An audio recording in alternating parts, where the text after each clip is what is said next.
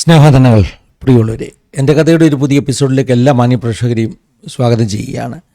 നല്ലൊരു ദിവസം, നല്ലൊരു ജീവിതാനുഭവം നമ്മൾ പിന്നെയും കേൾക്കാൻ പോവുകയാണ്. വളരെ പ്രാർത്ഥനയുടെ കൂടെ ദൈവസന്നിധിയിലായിരിക്കാം. ഇന്നത്തെ ശുശ്രൂഷയുടെ ഒരു ബ്ലെസ്സിങ്ങിന് വേണ്ടി നമുക്കൊന്ന് പ്രാർത്ഥിക്കാം. ഈ കേൾക്കാൻ പോകുന്ന ജീവിതാനുഭവം നമ്മുടെ എല്ലാം ജീവിതത്തിൽ വലിയ ആത്മീയ ബലത്തിന് കാരണമായി തീരും, വിശ്വാസവർദ്ധനയ്ക്ക് കാരണമായി തീരും. ഒന്ന് ചേർന്ന് നമുക്ക് പ്രാർത്ഥിക്കാം. പരിശുദ്ധ പിതാവേ, അനുഗ്രഹീതമാകുന്ന ഈ നല്ല സമയത്തിനായി ഞങ്ങൾ അങ്ങ് സ്തുതിക്കുന്നു, വാഴ്ത്തുന്നു. തിരുസന്നിധിയിലേക്ക് പിന്നെ ഒരിക്കൽ കൂടി എൻ്റെ കഥയുടെ ഒരു പുതിയ എപ്പിസോഡുമായി ഒന്നിച്ച് കടന്നു വരുവാന്ന് കൊണ്ടുകൊണ്ട് നൽകിയ സാവകാശത്തിനായ സ്തോത്രം. പ്രത്യേകമായ അപ്പാ, ഞങ്ങളുടെ നടുവിലേക്ക് അവിടുന്ന് കൂട്ടിക്കൊണ്ടുവന്നിരിക്കുന്ന അവിടുത്തെ ദാസനായ ദാസിക്കായി ഞങ്ങൾ അങ്ങ് സ്തുതിക്കുന്നു. നിൻ്റെ മക്കളുടെ ജീവിതാനുഭവങ്ങൾ ഞങ്ങൾക്ക് വലിയ ആത്മിക ബലത്തിന് കാരണമായി തീരുവാൻ പോകുന്നത് കൊണ്ട് സ്തോത്രം മുറ്റുമായി സമർപ്പിക്കുകയാണ്. ഞങ്ങളുടെ കുറവശങ്ങളെ ക്ഷമിച്ച് ദൈവമഹത്വം ഞങ്ങളിലൂടെ വെളിപ്പെടണം. വൻകാര്യങ്ങൾ നീ ചെയ്യണം. സിസ്റ്റർ നെറ്റ്വർക്ക് എല്ലാം കരങ്ങളിലേക്ക് ഏൽപ്പിച്ച് പ്രാർത്ഥിക്കുന്നു. കർത്താവ്, ഈ വീഡിയോ കാണുന്ന ഓരോ മക്കളെ നീ സ്പർശിക്കണം. അങ്ങനെ നീ ചെയ്യാൻ പോകുന്ന കൃപയ്ക്കായി സ്തോത്രം. സകലമാനവും സകല മഹത്വവും ഞങ്ങൾ അവിടുത്തെ അർപ്പിക്കുന്നു. യേശു മൂലം താഴ്മയായി ചോദിക്കുന്നു, കേൾക്കുമാറാകണമേ. അമേൻ, അമേൻ, അമേൻ. ഞാൻ ആരംഭത്തിൽ ഓർപ്പിച്ചതുപോലെ നല്ല ഒരു അനുഭവമാണ് നമ്മൾ കേൾക്കാൻ പോകുന്നത്. പ്രത്യേകിച്ച് എനിക്കിന്ന് ഒത്തിരി സന്തോഷമുണ്ട് ഗസ്റ്റിനെ ഇൻട്രൊഡ്യൂസ് ചെയ്യുന്നതിൽ. പ്രിയപ്പെട്ട രാജാനെയും ജസിമാമയും വളരെ സന്തോഷത്തോടുകൂടെ, സ്നേഹത്തോടുകൂടെ, ആദരവോടുകൂടെ നമ്മുടെ ഈ എൻ്റെ കഥയുടെ സെഷനിലേക്ക് വെൽക്കം ചെയ്യുകയാണ്. പ്രൈസ് ലോർഡ് അച്ഛാ. ഞാൻ ഓർത്തു നിങ്ങളെ സ്ക്രീനിൽ കൊണ്ടുവന്നിട്ട് ഇൻട്രൊഡ്യൂസ് ചെയ്യാൻ ഓർത്ത്. അത് ഒത്തിരി സന്തോഷമുണ്ടെന്ന് പറഞ്ഞിട്ട് അങ്ങ് വിട്ടത്. ദൈവത്തിൻ്റെ സ്തോത്രം. എങ്ങനെയാണ് പരിചയപ്പെടുത്തിട്ടത്? ഞാൻ ആദ്യമായിട്ട് സർവശക്തനായ ദൈവത്തിന് സ്തോത്രം, ശരി, നന്ദി അർപ്പിക്കുകയാണ്. ഇങ്ങനെ ആസാദ് ടിവിയില് പിന്നെ പാസ്റ്ററിനോടൊപ്പം എനിക്കും കുടുംബത്തിനും ഇന്ന് ഈ സ്റ്റേജിലായിരിക്കാൻ വലിയവനായ ദൈവം എന്നെ ജീവനോടെ ഈ ഭൂമിയിൽ ശേഷിപ്പിച്ച ദൈവത്തിന്റെ കരുണയ്ക്കായി ദൈവത്തെ സ്തുതിക്കുന്നു, സ്തോത്രം ചെയ്യുന്നു. സ്തോത്രം. അത് വളരെ അച്ഛനെ ഫോർമുലായിട്ട് പറഞ്ഞു ഫിന്നി പാസ്റ്റർ എന്ന്. പക്ഷെ അങ്ങനെ പറയുന്നതിലും അല്പം കൂടെ അപ്പുറമായിട്ട് നമ്മൾ ഒരു കുടുംബമാണ്, നമ്മൾ ഒരു നാട്ടുകാരാണ്, അല്ലേ? അതെ, അതെ, അതെ. ദൈവത്തിന്റെ സ്തോത്രം. ഞാൻ എടുത്തുകൊണ്ട് നടന്ന ആളാണ്. അതാണ് ദൈവത്തിന്റെ സ്തോത്രം. എനിക്ക് ഒത്തിരി സന്തോഷമുള്ളത്. രാജാന് ഞങ്ങളുടെ വീട്ടിലൊക്കെ ആ സമയത്ത് പ്രയറിന് വരുമായിരുന്നു. ഞാൻ കൊച്ചു കുഞ്ഞായിരിക്കും, അല്ലയോ? അന്ന് പിന്നെ പാസ്റ്റർ ജനിച്ചിട്ടുണ്ടോന്ന് എനിക്ക് ഓർമ്മയില്ല. അപ്പച്ചൻ ആയിരുന്ന സമയങ്ങളില് അന്ന് പപ്പ എവിടെ ഇല്ല, ആസാമില. വീട്ടിൽ പ്രാർത്ഥന വെക്കുമ്പോഴൊക്കെ കൊച്ചു പയ്യനായിരുന്ന ഞാൻ എൻ്റെ സിസ്റ്റേഴ്സിന്റെ കൂടെ വീട്ടിലെ പ്രാർത്ഥനയ്ക്ക് കടന്നു ചെന്നിട്ടുണ്ട്. പക്ഷെ അന്ന് പെന്തക്കോസിന്റെ അത് എന്തുവാണെന്നോ അല്ലെങ്കിൽ അതിന്റെ എന്തെങ്കിലും വിശ്വാസമോ ഒന്നും ഉണ്ടായിട്ടൊന്നും അല്ല. ചെന്നിരിക്കുമ്പോൾ തന്നെ മുട്ട കൈയൊക്കെ ഇങ്ങനെ കെട്ടിക്കൊണ്ടിരിക്കുമ്പോൾ അപ്പച്ചൻ വന്ന് മുട്ടയെന്ന് കൈയൊക്കെ ഒന്ന് അഴിച്ചിട്ട് ഫ്രീ ആയിട്ട് ഇരിക്കാനൊക്കെ പറയും. എന്നാലും പിന്നെ കൈ കൊട്ടാനൊക്കെ ഒന്ന് പറയും. അതെ, അതെ. ദൈവത്തിന് സ്തോത്രം. എൻ്റെ ഗ്രാൻഡ് ഫാദറിനെ കുറിച്ചാണ് പറയുന്നത്. ആ കാലമൊക്കെ എന്ന് പറഞ്ഞാൽ അന്ന് പെന്തക്കോസ്റ്റുകാർ വളരെ കുറവുള്ള കാലമാണല്ലോ. നമ്മുടെ നാട്ടിലുണ്ട് എങ്കിൽ പോലും റാന്നിയിലെയൊക്കെ അധികാല പെന്തക്കോസ്റ്റുകാർ പലരും ആ ഭാഗത്തുണ്ട്. എങ്കിൽ പോലും പെന്തക്കോസ്റ്റൊന്നും അത്ര പോപ്പുലർ അല്ലാത്തൊരു കാലത്തെക്കുറിച്ചാണ് രാജാന് പറയുന്നത്. രാജാന്റെ ചെറുപ്പകാലം എനിക്ക് എന്റെ ഓർമ്മ ശരിയാണെങ്കിൽ അന്ന് ഏഴൂരിലെ ആദ്യത്തെ പെന്തക്കോസ്ത് കുടുംബമാണ് ചാലിങ്കൽ യോനാൻ സാർ എന്ന് പറയുന്നത്. അതെ, ഏഴൂരിലെ ആദ്യത്തെ കുടുംബങ്ങളിൽ ഒന്നെന്ന് പറയാം. കാരണം ഏഴൂലി IPC ഒക്കെ അതിന് മുമ്പുണ്ടല്ലോ. ഏഴൂലി IPCയിൽ അതെ, കുമ്പനാട്ടെ കുടുംബങ്ങള്, പാസ്റ്റർ ജോർജ് വർഗീസ്, പിന്നെ അങ്ങ് തൃക്കോമല ഭാഗത്തോട്ടൊക്കെ പോയാൽ മുക്കർണത്ത് പാപ്പി ഉപദേശി, ഇങ്ങനെയൊക്കെ ഒത്തിരി പെന്തക്കോസ്തുകാർ ഉണ്ട്. പക്ഷെ നമ്മുടെ ആ ലൊക്കേഷനിൽ, നമ്മുടെ കുടുംബത്തിന്റെ ലൊക്കേഷനിൽ ആദ്യത്തെ കുടുംബങ്ങളിലാണ്. ശരി. രാജാനുമായിട്ടുള്ള ബന്ധം എൻ്റെ അമ്മച്ചിയുടെ കുടുംബമാണ്. രാജാൻ എൻ്റെ ഗ്രാൻഡ് മദറിൻ്റെ കുടുംബമാണ്. ദൈവത്തിൻ്റെ സ്തോത്രം. ഞങ്ങൾ അക്കരയും ഇക്കരയാണ് താമസിക്കുന്നത്, രണ്ട് മലയുടെ അപ്പുറവും ഇപ്പുറവും. ഞാൻ വന്നപ്പോഴേ പറഞ്ഞു, രാജാൻ്റെ വളരെ ഒരു വലിയ ശബ്ദമാണല്ലോ എന്ന് പറഞ്ഞു. ഇപ്പോൾ രാജാൻ പറഞ്ഞു, നമ്മൾ കുടുംബക്കാരുടെയും പിന്നെ ഏഴോലിക്കാരുടെയും ഒക്കെ ഒരു കാര്യമാണ്. കാരണം എനിക്ക് തോന്നുന്നു ഞാൻ ഓർക്കുന്നുണ്ട് എൻ്റെ ചെറിയ പ്രായത്തിലൊക്കെ അപ്പച്ചൻ ഈ കരയിൽ നിന്നുകൊണ്ട് അക്കരെയുള്ള നമ്മുടെ എലിയാന്ത്രമണിയിലെ പിന്നെ കുടുംബങ്ങളുണ്ടല്ലോ, അവിടുന്ന് നമ്മുടെ ചർച്ചിൽ വരുന്നവരൊക്കെ കൂകി വിളിക്കും പ്രാർത്ഥനയ്ക്ക് പോകാൻ വേണ്ടി. അതൊക്കെ ചെറുപ്പകാല ഓർമ്മകളാണ്. ഒരു മലയിൽ നിന്ന് കൂകുന്നത് അങ്ങേ മലയിൽ കേൾക്കും. അങ്ങനത്തെ എക്സ്പീരിയൻസ് എനിക്കും ഉണ്ട്. അതെ, ഒരൊറ്റ വിളി അല്ലയോ ആ മലയുടെ അപ്പുറം വരെ ചെല്ലും. അതെ അതെ. അതുപോലുള്ള ചെറുപ്പകാല ഓർമ്മയാണ് ഞങ്ങളുടെ തടത്തിൽ എന്ന് പറയും. ഞങ്ങളുടെ മലയുടെ ഏറ്റവും മേളത്തെ ഭാഗത്തൊരു പാറയുണ്ടായിരുന്നു.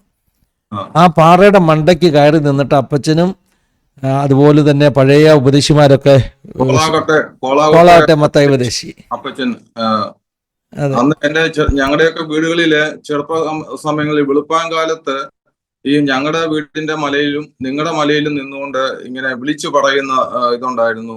കാലം തികഞ്ഞു, ദൈവരാജ്യം സമീപിച്ചിരിക്കുന്നു, മാനസാന്തരപ്പെട്ട് സുവിശേഷത്തിൽ വിശ്വസിപ്പീൻ. അപ്പൊ ഇതൊക്കെ കേൾക്കുന്നത് അന്ന് ഞങ്ങൾക്കൊരു അത്ഭുതവും സന്തോഷവുമായിരുന്നു. ഇതൊക്കെ കേട്ടുകൊണ്ടായിരിക്കും ചിലപ്പോൾ നമ്മൾ ഉണരുന്നത്. ആ കാലമൊന്നും ഇപ്പൊ ഇല്ല. പണ്ടത്തെ കാലത്തെ അനുഭവങ്ങളാണ്. കൂടാതെ കോളാവട്ടെ പാപ്പയുപദേശി ഞങ്ങളുടെ വീട്ടിൽ ഉപദേശി അപ്പച്ചൻ എന്നാ വിളിക്കുന്നത്. അദ്ദേഹം ഒരു അപ്പോസ്തോലന്റെ അദ്ദേഹത്തിന്റെ ആ ഡ്രസ്സ് ധരിക്കുന്നതിനകത്ത് തന്നെ ഒരു പ്രത്യേക സ്റ്റൈലുണ്ട്.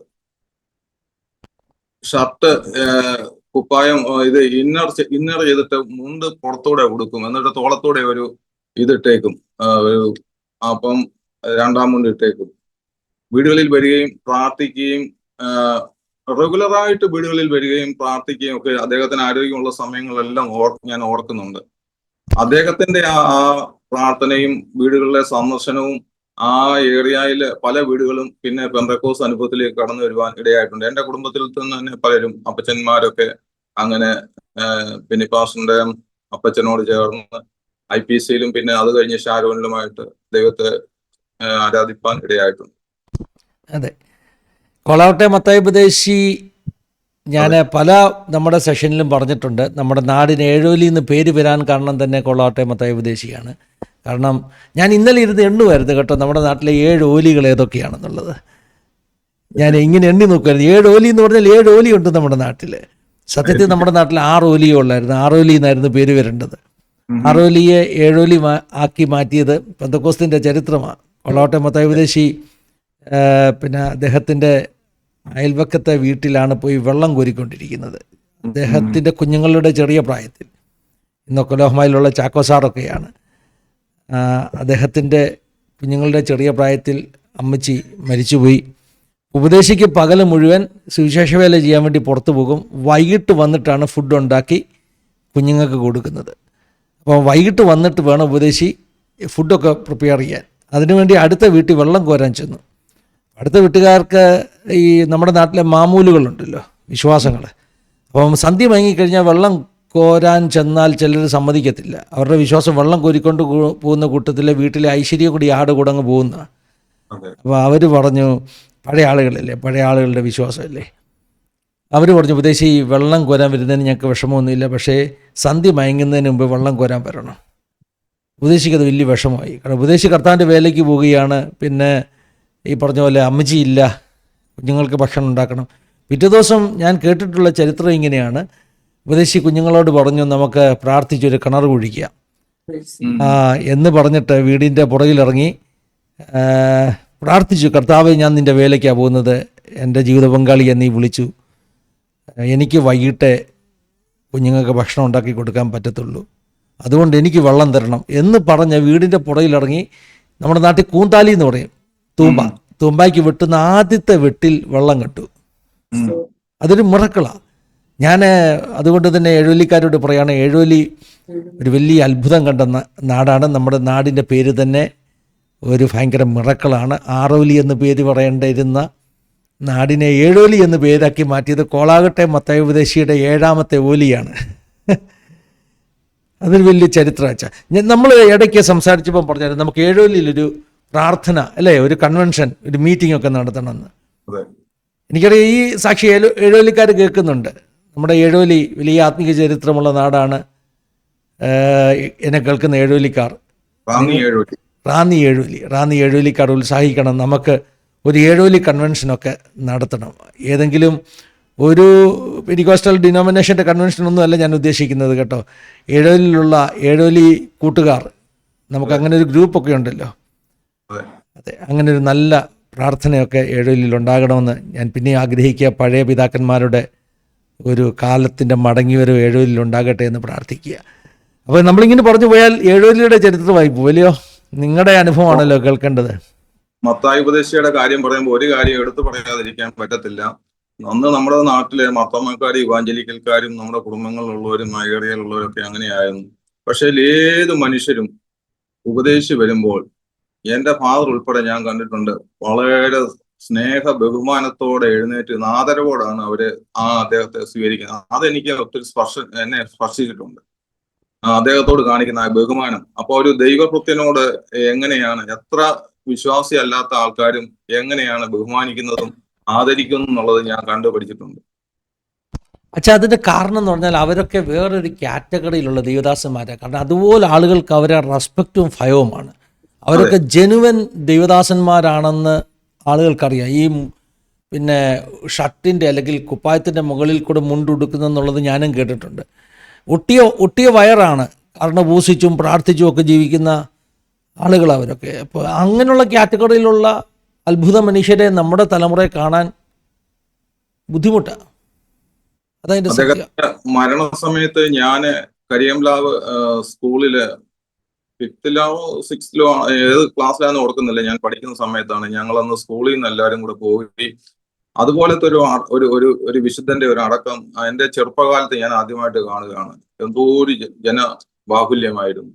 ഏതൊക്കെ നാട്ടിൽ നിന്നാണ് പെന്തക്കോസ്തിന്റെ അനുഭവം ഉള്ളവർ, അദ്ദേഹത്തെ അറിയുന്നവരെല്ലാം കടന്നു വന്ന് സംബന്ധിച്ചത്. അതൊരു വലിയ അനുഭവമായിരുന്നു. ദൈവത്തിന് സ്തോത്രം, ദൈവത്തിന് സ്തോത്രം. അച്ഛാ, നമുക്ക് എനിക്കറിയാമെങ്കിലും പ്രേക്ഷകർക്ക് വേണ്ടി ഒന്നുകൂടി ഒന്ന് പരിചയപ്പെടാം. റാന്നിക്കാരൻ ഇലഞ്ഞാന്ത്രമണ്ണിലെ എൻ്റെ അമ്മച്ചിയുടെ കുടുംബമെന്ന് ഞാൻ പറഞ്ഞു.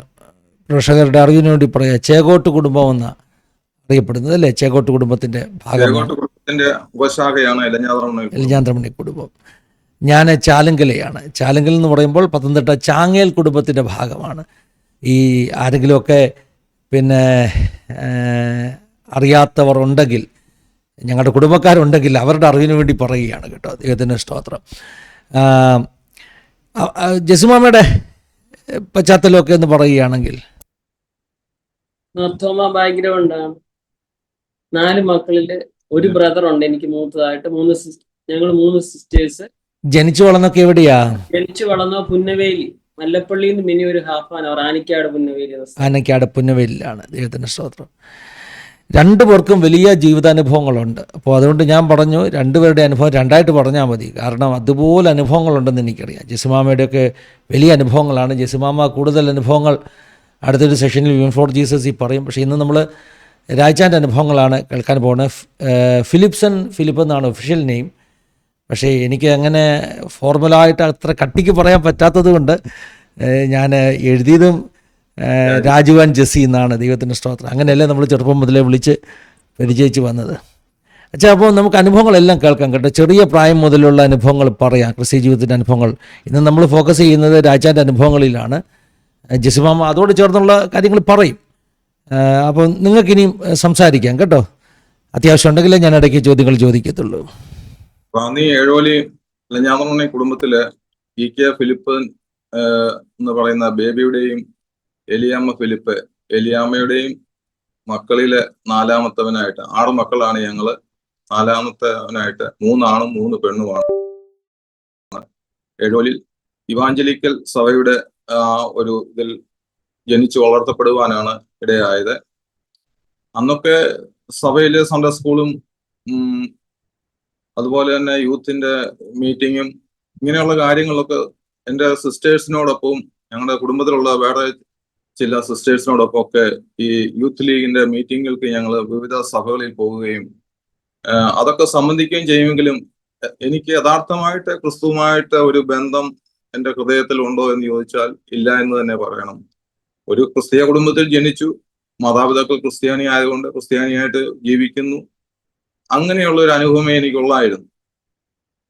എൻ്റെ സ്കൂൾ വിദ്യാഭ്യാസം, അതിനുശേഷം കോളേജ് വിദ്യാഭ്യാസം എല്ലാം കഴിഞ്ഞിട്ട് ഞാൻ 1986 ബോംബെക്ക് ഒരു ജോലി അന്വേഷിച്ച് പോകുവാൻ ഇടയായി. അത് എൻ്റെ ഫാദറിന്റെ ജ്യേഷ്ഠന്റെ മകൻ അവിടെ AGS ഓഫീസിലെ ഒരു അക്കൗണ്ടന്റ് ആയിട്ട് അന്ന് ജോലിയിൽ പ്രവേശിച്ചിരുന്നു. അദ്ദേഹം വെക്കേഷൻ വന്നപ്പോഴാണ് ഞാൻ അദ്ദേഹത്തോട് റിക്വസ്റ്റ് ചെയ്തിട്ട് അദ്ദേഹം പറഞ്ഞതനുസരിച്ച് ഞാൻ ബോംബെക്ക് കടന്നുപോയത്. എൻ്റെ വിദ്യാഭ്യാസം ഞാൻ ബികോം കഴിഞ്ഞ് നിന്നെങ്കിലും വീട്ടിൽ മാതാപിതാക്കളെ പിരിഞ്ഞു ജീവിച്ചിട്ടില്ലാത്തത് കൊണ്ട് വീട് വിട്ടു പോകാൻ ഒരു മടിയുണ്ടായിരുന്നു.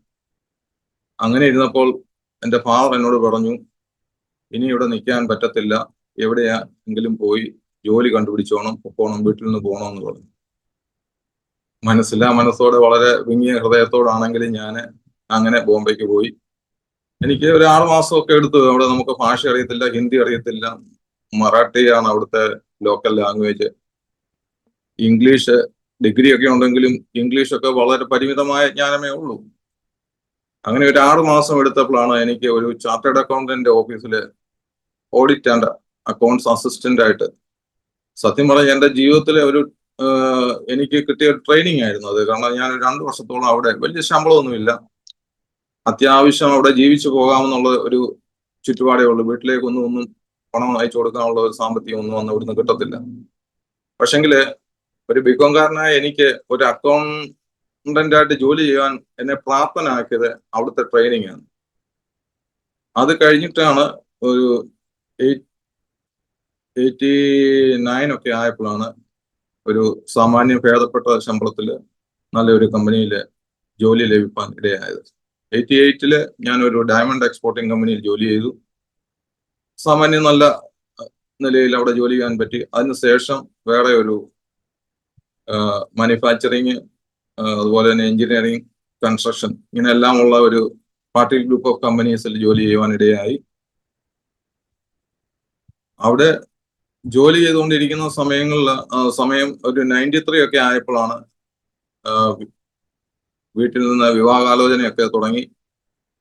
അങ്ങനെ ഞാൻ വീട്ടിൽ വരികയും ഏകദേശം 1 മന്ത് ഞാൻ നാട്ടിൽ വന്നെങ്കിലും എന്നെ ഏത് വിവാഹത്തിന് വേണ്ടിയാണോ പെട്ടെന്ന് വരണമെന്നും പറഞ്ഞ് വിളിച്ചു വരുത്തത്, ആ വിവാഹം നടന്നില്ല. കാരണം ഞാൻ ലേറ്റ് ആയി പോയി വന്നപ്പോഴത്തേന്. അന്ന് പ്രൈവറ്റ് കമ്പനികളിലൊക്കെ ലീവ് കിട്ടുക എന്ന് പറയുന്നത് നമുക്ക് പെട്ടെന്ന് വരാൻ പറ്റത്തില്ല. അങ്ങനെ ഞാൻ വന്നു കഴിഞ്ഞ് പിന്നെ ഞാൻ തിരിച്ചു പോകുന്ന സമയമായപ്പോഴാണ് ഒരു ബ്രോക്കർ എൻ്റെ ഒരു പാപ്പനോട് പറഞ്ഞത്. പാപ്പൻ എന്ന് പറഞ്ഞാൽ നമ്മുടെ കുഞ്ഞുട്ടിച്ചാൻ, IC കുഞ്ഞുട്ടി, അക്കരെ കുഞ്ഞുട്ടിച്ചാൻ. അദ്ദേഹം പറഞ്ഞു, എടാ നീ ഏതായാലും ഇനി 2 ദിവസം ഉണ്ടല്ലോ, നീ ഒന്ന് പോയി നോക്ക് എന്നും പറഞ്ഞ് എന്നെ നിർബന്ധിച്ച് എന്നെ എൻ്റെ ജ്യേഷ്ഠനെയും കൂടെ കൊണ്ടുപോകുമായിരുന്നു. അങ്ങനെയാണ് ഞാൻ ജെസ്സിയുടെ വീട്ടിൽ ചെല്ലുന്നത്. നിർഭാഗ്യവശാല് കാണന്റെ പെണ്ണ് അവിടെ ഇല്ല. പെണ്ണിന്റെ മാവിയുടെ വീട്ടിൽ പോയി കാണാൻ കറുവച്ചാൽ. അങ്ങനെ ഞങ്ങള് മടങ്ങി പോരുവാനും വേണ്ടി വന്നപ്പോഴാണ് ഇദ്ദേഹത്തിന്റെ ഫാദറിന് അവിടെ ഒരു ചെറിയ ഓഡിറ്റോറിയം ഉണ്ട്. ഒരു 250 ആൾക്കാർക്കൊക്കെ ഇരിക്കാവുന്ന ഒരു ചെറിയ ഓഡിറ്റോറിയം. അദ്ദേഹത്തിന് ഈ ഹയറിംഗ് സർവീസിന്റെയും ഡെക്കറേഷന്റെ ഒക്കെ ബിസിനസ് ഒക്കെ ഉണ്ട്. അപ്പൊ അവിടെ അദ്ദേഹത്തെ ഒന്ന് കണ്ടിട്ട് പോകാൻ വേണ്ടി കടയിൽ കയറിയപ്പോഴാണ് പറഞ്ഞത്, ഇപ്പോൾ ഒരു ബസ് വരും, അതില് മോള് വരും, വെയിറ്റ് ചെയ്യാമെങ്കിൽ കണ്ടിട്ട് പോകാമെന്ന് പറഞ്ഞു. അപ്പൊ അവിടെ നിന്ന് സംസാരിച്ച കൂട്ടത്തിൽ അദ്ദേഹം തന്നെയാണ് എനിക്ക് ഒരു ക്ലൂ തന്നിരുന്നത്. മോള് രക്ഷിക്കപ്പെട്ട സ്നാനപ്പെട്ട ആളാണ്. പക്ഷെങ്കിൽ ഫാദർ മാർത്തോമാ സഭയിൽ അല്ലാതെ വേറെ എങ്ങും വിവാഹം കഴിച്ചു കൊടുക്കുകയില്ല, പെന്തക്കോസിലേക്ക് വിവാഹം കഴിച്ചു കൊടുക്കുകയില്ല. അതിനിടയ്ക്ക് ഞാൻ പറയട്ടെ, ജെസ്സി അപ്പോൾ ബോംബെ ഹിന്ദുജ ഹോസ്പിറ്റലിൽ ഒരു 3 വർഷം ജോലി ചെയ്ത് അന്ന് ബോംബെ റൈറ്റ്സ് നടക്കുന്ന സമയത്താണ് റിസൈൻ ചെയ്ത് നാട്ടിൽ വന്ന് നിൽക്കുന്ന സമയമാണ്. അതിനോടിടയ്ക്ക് അദ്ദേഹത്തിന് സൗദിക്ക് പോകാനുള്ള ടെസ്റ്റ് ഒക്കെ പാസ്സായി, ഇന്റർവ്യൂ പാസ്സായി നിൽക്കുകയാണ്. ആ സമയത്ത് നാട്ടിൽ വന്നു. അപ്പൊ എന്നോട് ഇദ്ദേഹത്തിന്റെ ഫാദർ പറഞ്ഞു, രക്ഷിക്കപ്പെട്ട ആളാണെങ്കിൽ മകൾ സമ്മതിക്കുള്ളൂ. അപ്പൊ അദ്ദേഹത്തിൽ നിന്ന് ഒരു ക്ലൂ കിട്ടിയതുകൊണ്ട് ഞാൻ അതിന് പ്രിപ്പയർഡ് ആയിരുന്നു. അദ്ദേഹം പറഞ്ഞതുപോലെ തന്നെ ഇദ്ദേഹം വന്നു, ഞങ്ങൾ തമ്മിൽ അല്പസമയം സംസാരിക്കാനുള്ള സഹായം ഒരുക്കി തന്നു. ജെസ്സിയുടെ ഫാദർ പറഞ്ഞ പോലെ തന്നെ ഇവൾ എന്നോട് ചോദിച്ചു, രക്ഷിക്കപ്പെട്ടതാണോ? എനിക്ക് രക്ഷ എന്താണെന്ന് അറിയത്തില്ല, രക്ഷിക്കപ്പെട്ട അനുഭവമൊന്നും എന്റെ ജീവിതത്തിലില്ല. ബോംബെയിലായിരുന്ന സമയത്ത് ഞാൻ മാർത്തോമാ സഭയിൽ അവിടെ എൻ്റെ സുഹൃത്തുക്കളോടൊപ്പം ദാദർ മാർത്തോമാ സഭയിലും അതിനുശേഷം ഡോംബുലി മാർത്തോമാ ചർച്ചിലും ചേർന്ന് ആരാധനയ്ക്ക് പോയിക്കൊണ്ടിരുന്നു. അവിടെ ഇവാഞ്ചലിക്കൽ ചർച്ച് അടുത്തില്ലാഞ്ഞത് കൊണ്ടാണ് ഈ മാർത്തോമയിൽ പോയിക്കൊണ്ടിരുന്നത്. എനിവേ ഞങ്ങളുടെ പെട്ടെന്ന് തന്നെ വിവാഹവും അപ്പം പറഞ്ഞില്ല അത് പൂർണ്ണമായിട്ട്. രക്ഷിക്കപ്പെട്ടു എന്ന് ചോദിച്ചപ്പോൾ എന്ത് പറഞ്ഞു? രക്ഷിക്കപ്പെട്ടെന്ന് പറഞ്ഞോ? രക്ഷിക്കപ്പെട്ടതാന്ന് പറഞ്ഞു. ദൈവത്തിന് സ്തോത്രം. എന്തായാലും മാർത്തമ ഇവാഞ്ചലിക്കൽ ചർച്ചിലായിരുന്നു. മാർത്തമ ആണെങ്കിൽ ഇവാഞ്ചലിക്കൽ ചർച്ചാണെങ്കിൽ രക്ഷയുടെ ഉപദേശം പഠിപ്പിക്കുന്ന ചർച്ചാണ്. ഈ രണ്ട് സഭകളും സുവിശേഷ വിഹിത സഭകളാണല്ലോ. കർത്താവിനെ സ്വന്തം രക്ഷിതാവായി സ്വീകരിക്കണമെന്ന് പഠിപ്പിക്കുന്ന കൂട്ടായ്മകളാണല്ലോ. എന്റെ പേരൻസ് രക്ഷിക്കപ്പെട്ട സ്നാനപ്പെട്ട വിശ്വാസത്തിൽ ആണെന്ന് പറഞ്ഞു. അന്ന് നമ്മുടെ എഴൂരിലെ സണ്ണി ഉപദേശിയുടെ ഒരു ചർച്ചൊക്കെ തുടങ്ങി. ഞാനന്ന് ബോംബെയിലായിരുന്ന സമയത്ത് എൻ്റെ പെങ്ങളും അതിനുശേഷം ഫാദറും മദറും ആ വിശ്വാസത്തിൽ സണ്ണി ഉപദേശിയോട് ചേർന്ന് ആരാധനയ്ക്ക് പോയിക്കൊണ്ടിരുന്ന സമയമാണ്. ഉള്ളത് പറഞ്ഞാല് എൻ്റെ കുടുംബത്തിലെ എൻ്റെ ഫാദറിന്റെ ജീവിതത്തിലെ ഒരു നല്ല സമയം അതായിരുന്നു. കാരണം വിശ്വാസ ജീവിതത്തിൽ വന്നപ്പോൾ ഞാൻ നാട്ടിൽ വന്ന സമയത്ത് ചുറ്റുപാടുമുള്ള ആൾക്കാരും എല്ലാം പറഞ്ഞു എൻ്റെ ഫാദർ പല ഭവനങ്ങളുമായിട്ട് പിണങ്ങിയിരുന്നതും അല്ലെങ്കിൽ നേരത്തെ അദ്ദേഹം മുൻകോപിയായിരുന്നല്ലോ, അറിയാമല്ലോ, പിന്നെ പാസ്റ്ററിന് അറിയാം. അപ്പോൾ ചില വിഷയങ്ങളൊക്കെ ഉണ്ടായ എല്ലാ ഭവനങ്ങളിലും ചെന്ന് അവരുടെ വീടുകളിൽ ചെന്ന് ക്ഷമ ചോദിച്ച് പുള്ളി സൺഡേ സ്കൂളിൽ അധ്യാപകനായിട്ടും എല്ലാം ഒരു ആത്മീയമായിട്ട് നല്ലൊരു അനുഭവത്തിൽ പോയിക്കൊണ്ടിരുന്നതാണ്. പക്ഷെ അതിൽ നിന്ന് പിന്മാറ്റത്തിലേക്ക് പോയത് എൻ്റെ ഇളയ പെങ്ങളുടെ വിവാഹത്തോടനുബന്ധിച്ചാണ്. അത് ഞാൻ അത്രയും പറഞ്ഞ് അവിടെ നിർത്തുന്നു. അപ്പൊ ഞങ്ങളുടെ വിവാഹത്തിന് ഒരാഴ്ച കൊണ്ട് ഉറപ്പിച്ച് 3-ാം ദിവസം വിവാഹം കഴിഞ്ഞ് റാന്നി നസ്രയത്തും മാർത്തോമ ചർച്ചിലായിരുന്നു അന്ന് വിവാഹം നടന്നത്. അതിനുശേഷം ഞങ്ങൾ ബാംഗ്ലൂരിന് പോയി ബാംഗ്ലൂർ വഴി ബോംബെക്ക് പോവുകയായിരുന്നു. ഏകദേശം 1 ഇയർ ജെസ്സിക്ക് സൗദിയിലെ സെലക്ഷൻ ഉണ്ടെങ്കിലും പോകാൻ പറ്റിയില്ല. അദ്ദേഹം ജോലിയില്ലാതെ വീട്ടിൽ തന്നെ ഇരുന്നു. ഞാൻ ബോംബെ ജോലി ചെയ്യുന്നുണ്ടായിരുന്നു. അതിനുശേഷം 94 വീണ്ടും കോൾ വന്ന് ഇദ്ദേഹത്തെ ഞാൻ ഡൽഹിയിൽ കൊണ്ടുപോയി അവിടുന്ന് സൗദിക്ക് കയറ്റിവിടുവാൻ ഇടയായി. അങ്ങനെ ഈ മാര്യേജിന് മുമ്പുള്ള ബാച്ചിലർ ലൈഫും മാര്യേജിന് ശേഷമുള്ള ബാച്ചിലർ ലൈഫും തമ്മിൽ ഇച്ചിരി വ്യത്യാസമുണ്ട്. കാരണം ഇദ്ദേഹം അങ്ങ് സൗദിക്ക് പോയി കഴിഞ്ഞപ്പം എനിക്കൊരു ഏകാന്തത ഫീൽ ചെയ്യാൻ തുടങ്ങി. വളരെ അന്ന് ആദ്യ സമയങ്ങളിലൊക്കെ വളരെ ബുദ്ധിമുട്ടായിരുന്നു. അപ്പൊ ഞാൻ അതിന് കണ്ടുപിടിച്ച ജോലി കഴിഞ്ഞ് വീട്ടിൽ വന്ന് വൈകുന്നേരങ്ങളിൽ എന്ത് ചെയ്യും, ബൈബിള് പുതിയ നിയമം റെഗുലറായിട്ട് ക്രമമായിട്ടും വായിക്കാൻ തുടങ്ങി. ഞാൻ ഒന്ന് പറയട്ടെ, ഞാൻ പെന്തക്കോസിന്റെ ഇതിൽ വന്നത് എന്നെ ഒരു പെന്തക്കോസിലെ പാസ്റ്ററോ വിശ്വാസികളോ ഒന്നും സുവിശേഷം പറഞ്ഞിട്ട് അതിന് ചില സാഹചര്യങ്ങൾ ഉണ്ടായിട്ടുണ്ട്. എങ്കിൽ തന്നെയും അന്ന് ഈ പെന്തക്കോസിനോട് എനിക്ക് വലിയ താല്പര്യമൊന്നുമില്ലാതെ ഞാനിങ്ങനെ മസിൽ പിടിച്ചു നിൽക്കുന്ന ഒരു സമയമാണ്. അപ്പൊ ഈ പ്രാർത്ഥനയും വൈകുന്നേരങ്ങളിലെ രാത്രി സമയങ്ങളിലെ ഏകാന്തതയിലുള്ള ബൈബിൾ വായന എനിക്ക് ഒത്തിരി എന്നെ സ്വാധീനിച്ചു. അപ്പോൾ എനിക്ക് സ്നാനത്തെക്കുറിച്ചും രക്ഷയെക്കുറിച്ചുമുള്ള കാര്യങ്ങൾ ബൈബിളിൽ പറഞ്ഞിരിക്കുന്നത് സത്യമാണെന്നുള്ള ഒരു ബോധ്യം എൻ്റെ ഉള്ളിൽ വന്നു. എങ്കിലും സ്നാനപ്പെടുവാനൊന്നും ഞാൻ തയ്യാറെടുക്കാതെ അതെങ്ങനെ മനസ്സിൽ ഇത് സത്യമാണെന്ന് അറിയാമെങ്കിലും അത് നീട്ടിക്കൊണ്ടുപോയി. അങ്ങനെ ജെസ്സി സൗദിയിൽ നിന്ന്, അപ്പൊ ജെസ്സി സൗദിയിലായിരിക്കുമ്പോഴും ജെസ്സിയുടെ പ്രാർത്ഥന എന്ന് പറയുന്നത് ഞാനൊന്ന് രക്ഷിക്കപ്പെട്ട് കൃപയിൽ വരണം, അവൾക്ക് എന്നിട്ട് ഒന്നിച്ച് പെന്തക്കോസ് ആരാധനയിൽ പോകണം, അങ്ങനെ ഞങ്ങളുടെ കുടുംബജീവിതം ആ ഒരു രീതിയിൽ പോകണം എന്നാണ് അവൾ അതിയായി ആഗ്രഹിച്ച് പ്രാർത്ഥിച്ചുകൊണ്ടിരിക്കുകയാണ്. പക്ഷെ ഞാനിതൊന്നും അറിയുന്നില്ല. അങ്ങനെ ഒരു സെക്കൻഡ് വെക്കേഷൻ വന്നപ്പോൾ ജെസ്സിയെ സ്നാനപ്പെടുത്തിയത് നമ്മുടെ മലയാളിയിലുണ്ടായിരുന്ന ഏജിയിലെ MP ഫിലിപ്പോസ് എന്ന് പറഞ്ഞ ദൈവദാസൻ. അദ്ദേഹം ഇന്ന് നിത്യയിൽ വിശ്രമിക്കുന്നു. അദ്ദേഹം നല്ലൊരു ദൈവദാസനാണ്. അപ്പൊ എന്നെ ഒന്ന് മീറ്റ് ചെയ്യിക്കാനും വേണ്ടി ജെസ്സി എയർപോർട്ടിൽ മടങ്ങി പോകുന്ന സമയത്ത് സഹറ എയർപോർട്ടില് അദ്ദേഹവും കുടുംബവും വന്നു. ഞങ്ങൾ ഒരു 2 മണിക്കൂർ നേരത്തെ അവിടെ എത്തിയിട്ട് അദ്ദേഹം എന്നോട് വചനത്തിൽ നിന്ന് എയർപോർട്ടിൽ ഇരുന്ന് സംസാരിക്കാനിടയായി.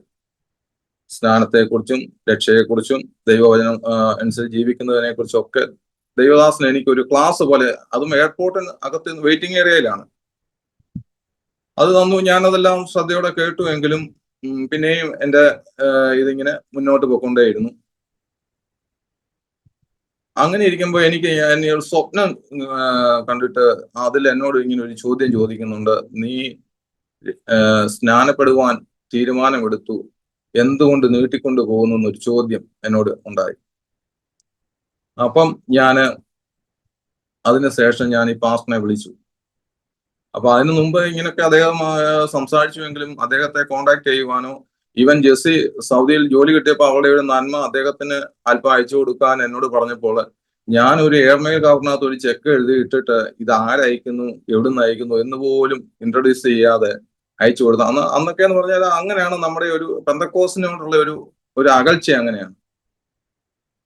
എനിവേ ഞാൻ അദ്ദേഹത്തിന് വിളിച്ചു, അദ്ദേഹത്തോട് സംസാരിച്ചു. അങ്ങനെ ഞാൻ മലാടി ചെന്നു, അദ്ദേഹവുമായിട്ട് സംസാരിച്ചു, സ്നാനപ്പെടുവാൻ തീരുമാനമെടുത്തു. അപ്പോഴത്തേക്ക് ഏതാണ്ട് 98 ആവുന്നു. 98 ഓഗസ്റ്റ് 31 ഞാൻ മലാഡില് അറേബ്യൻ സീയില് സ്നാനപ്പെട്ട് ദൈവസഭയോട് ചേരുന്നത്. അപ്പോൾ ഞാൻ അന്ന് താമസിക്കുന്നത് ഡോംബൂലിയിലാണ്. ഈ ആരാധനയ്ക്ക് വേണ്ടി ഞാൻ ഡോംബൂലിയിൽ നിന്ന് എല്ലാ ഞായറാഴ്ചയും മലാഡിൽ പോകുമായിരുന്നു. അങ്ങനെ ഒരു മാസമേ അവിടെ ഞാൻ ആരാധന കൂടിയുള്ളൂ. അപ്പോഴത്തേക്ക് ജെസ്സി എനിക്ക് സൗദിക്ക് ഒരു വിസ എടുത്തു. ഫ്രീ വിസ എന്ന് പറയാം. ഫ്രീ വിസ എന്ന് പറഞ്ഞാൽ ഈ അറബികള് അവരുടെ ഒരു ബിസിനസ് ആണ് ഇത്. അവരിങ്ങനെ വിസ കൊടുക്കും, ആൾക്കാരെ കൊണ്ടുവരും. മന്ത്ലി നമ്മൾ ഒരു 200 റിയാൽ വെച്ച് അവർക്ക് കൊടുത്തോണ്ടേ ഇരിക്കണം. അതിനെക്കാട്ടില് വിസയ്ക്ക് നമ്മൾ ക്യാഷ് കൊടുക്കണം. അതുകൊണ്ട് എനിക്ക് തോന്നുന്നു എനിക്ക് വിസ എടുത്തപ്പോൾ 8,000 റിയാലോളം കൊടുത്തിട്ടാണ് വിസ കിട്ടിയത്. പിന്നെ മന്ത്ലി അവർ നമ്മുടെ നിന്ന് ഇത് വാങ്ങിക്കും. അവരുടെ ഒരു ഇൻകമാണ് ഇത്.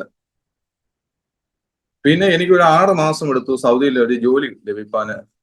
സൗദിയോജർ കമ്പനിയിൽ ജോലി ലഭിക്കാനിടയായി. അപ്പോൾ ഞാൻ വിസ ട്രാൻസ്ഫറിന് വേണ്ടി സമീപിച്ചപ്പോൾ ഈ അറബി നമ്മൾ 5,000 റിയാൽ കൊടുക്കണം, എങ്കിലേ നമുക്ക് ട്രാൻസ്ഫർ തരത്തുള്ളൂ. എന്റെ ജെസ്സിക്ക് അന്ന് മിനിസ്ട്രിയിൽ നിന്ന് കിട്ടുന്ന സാലറി എന്ന് പറയുന്നത് 2,250 റിയാലാണ്.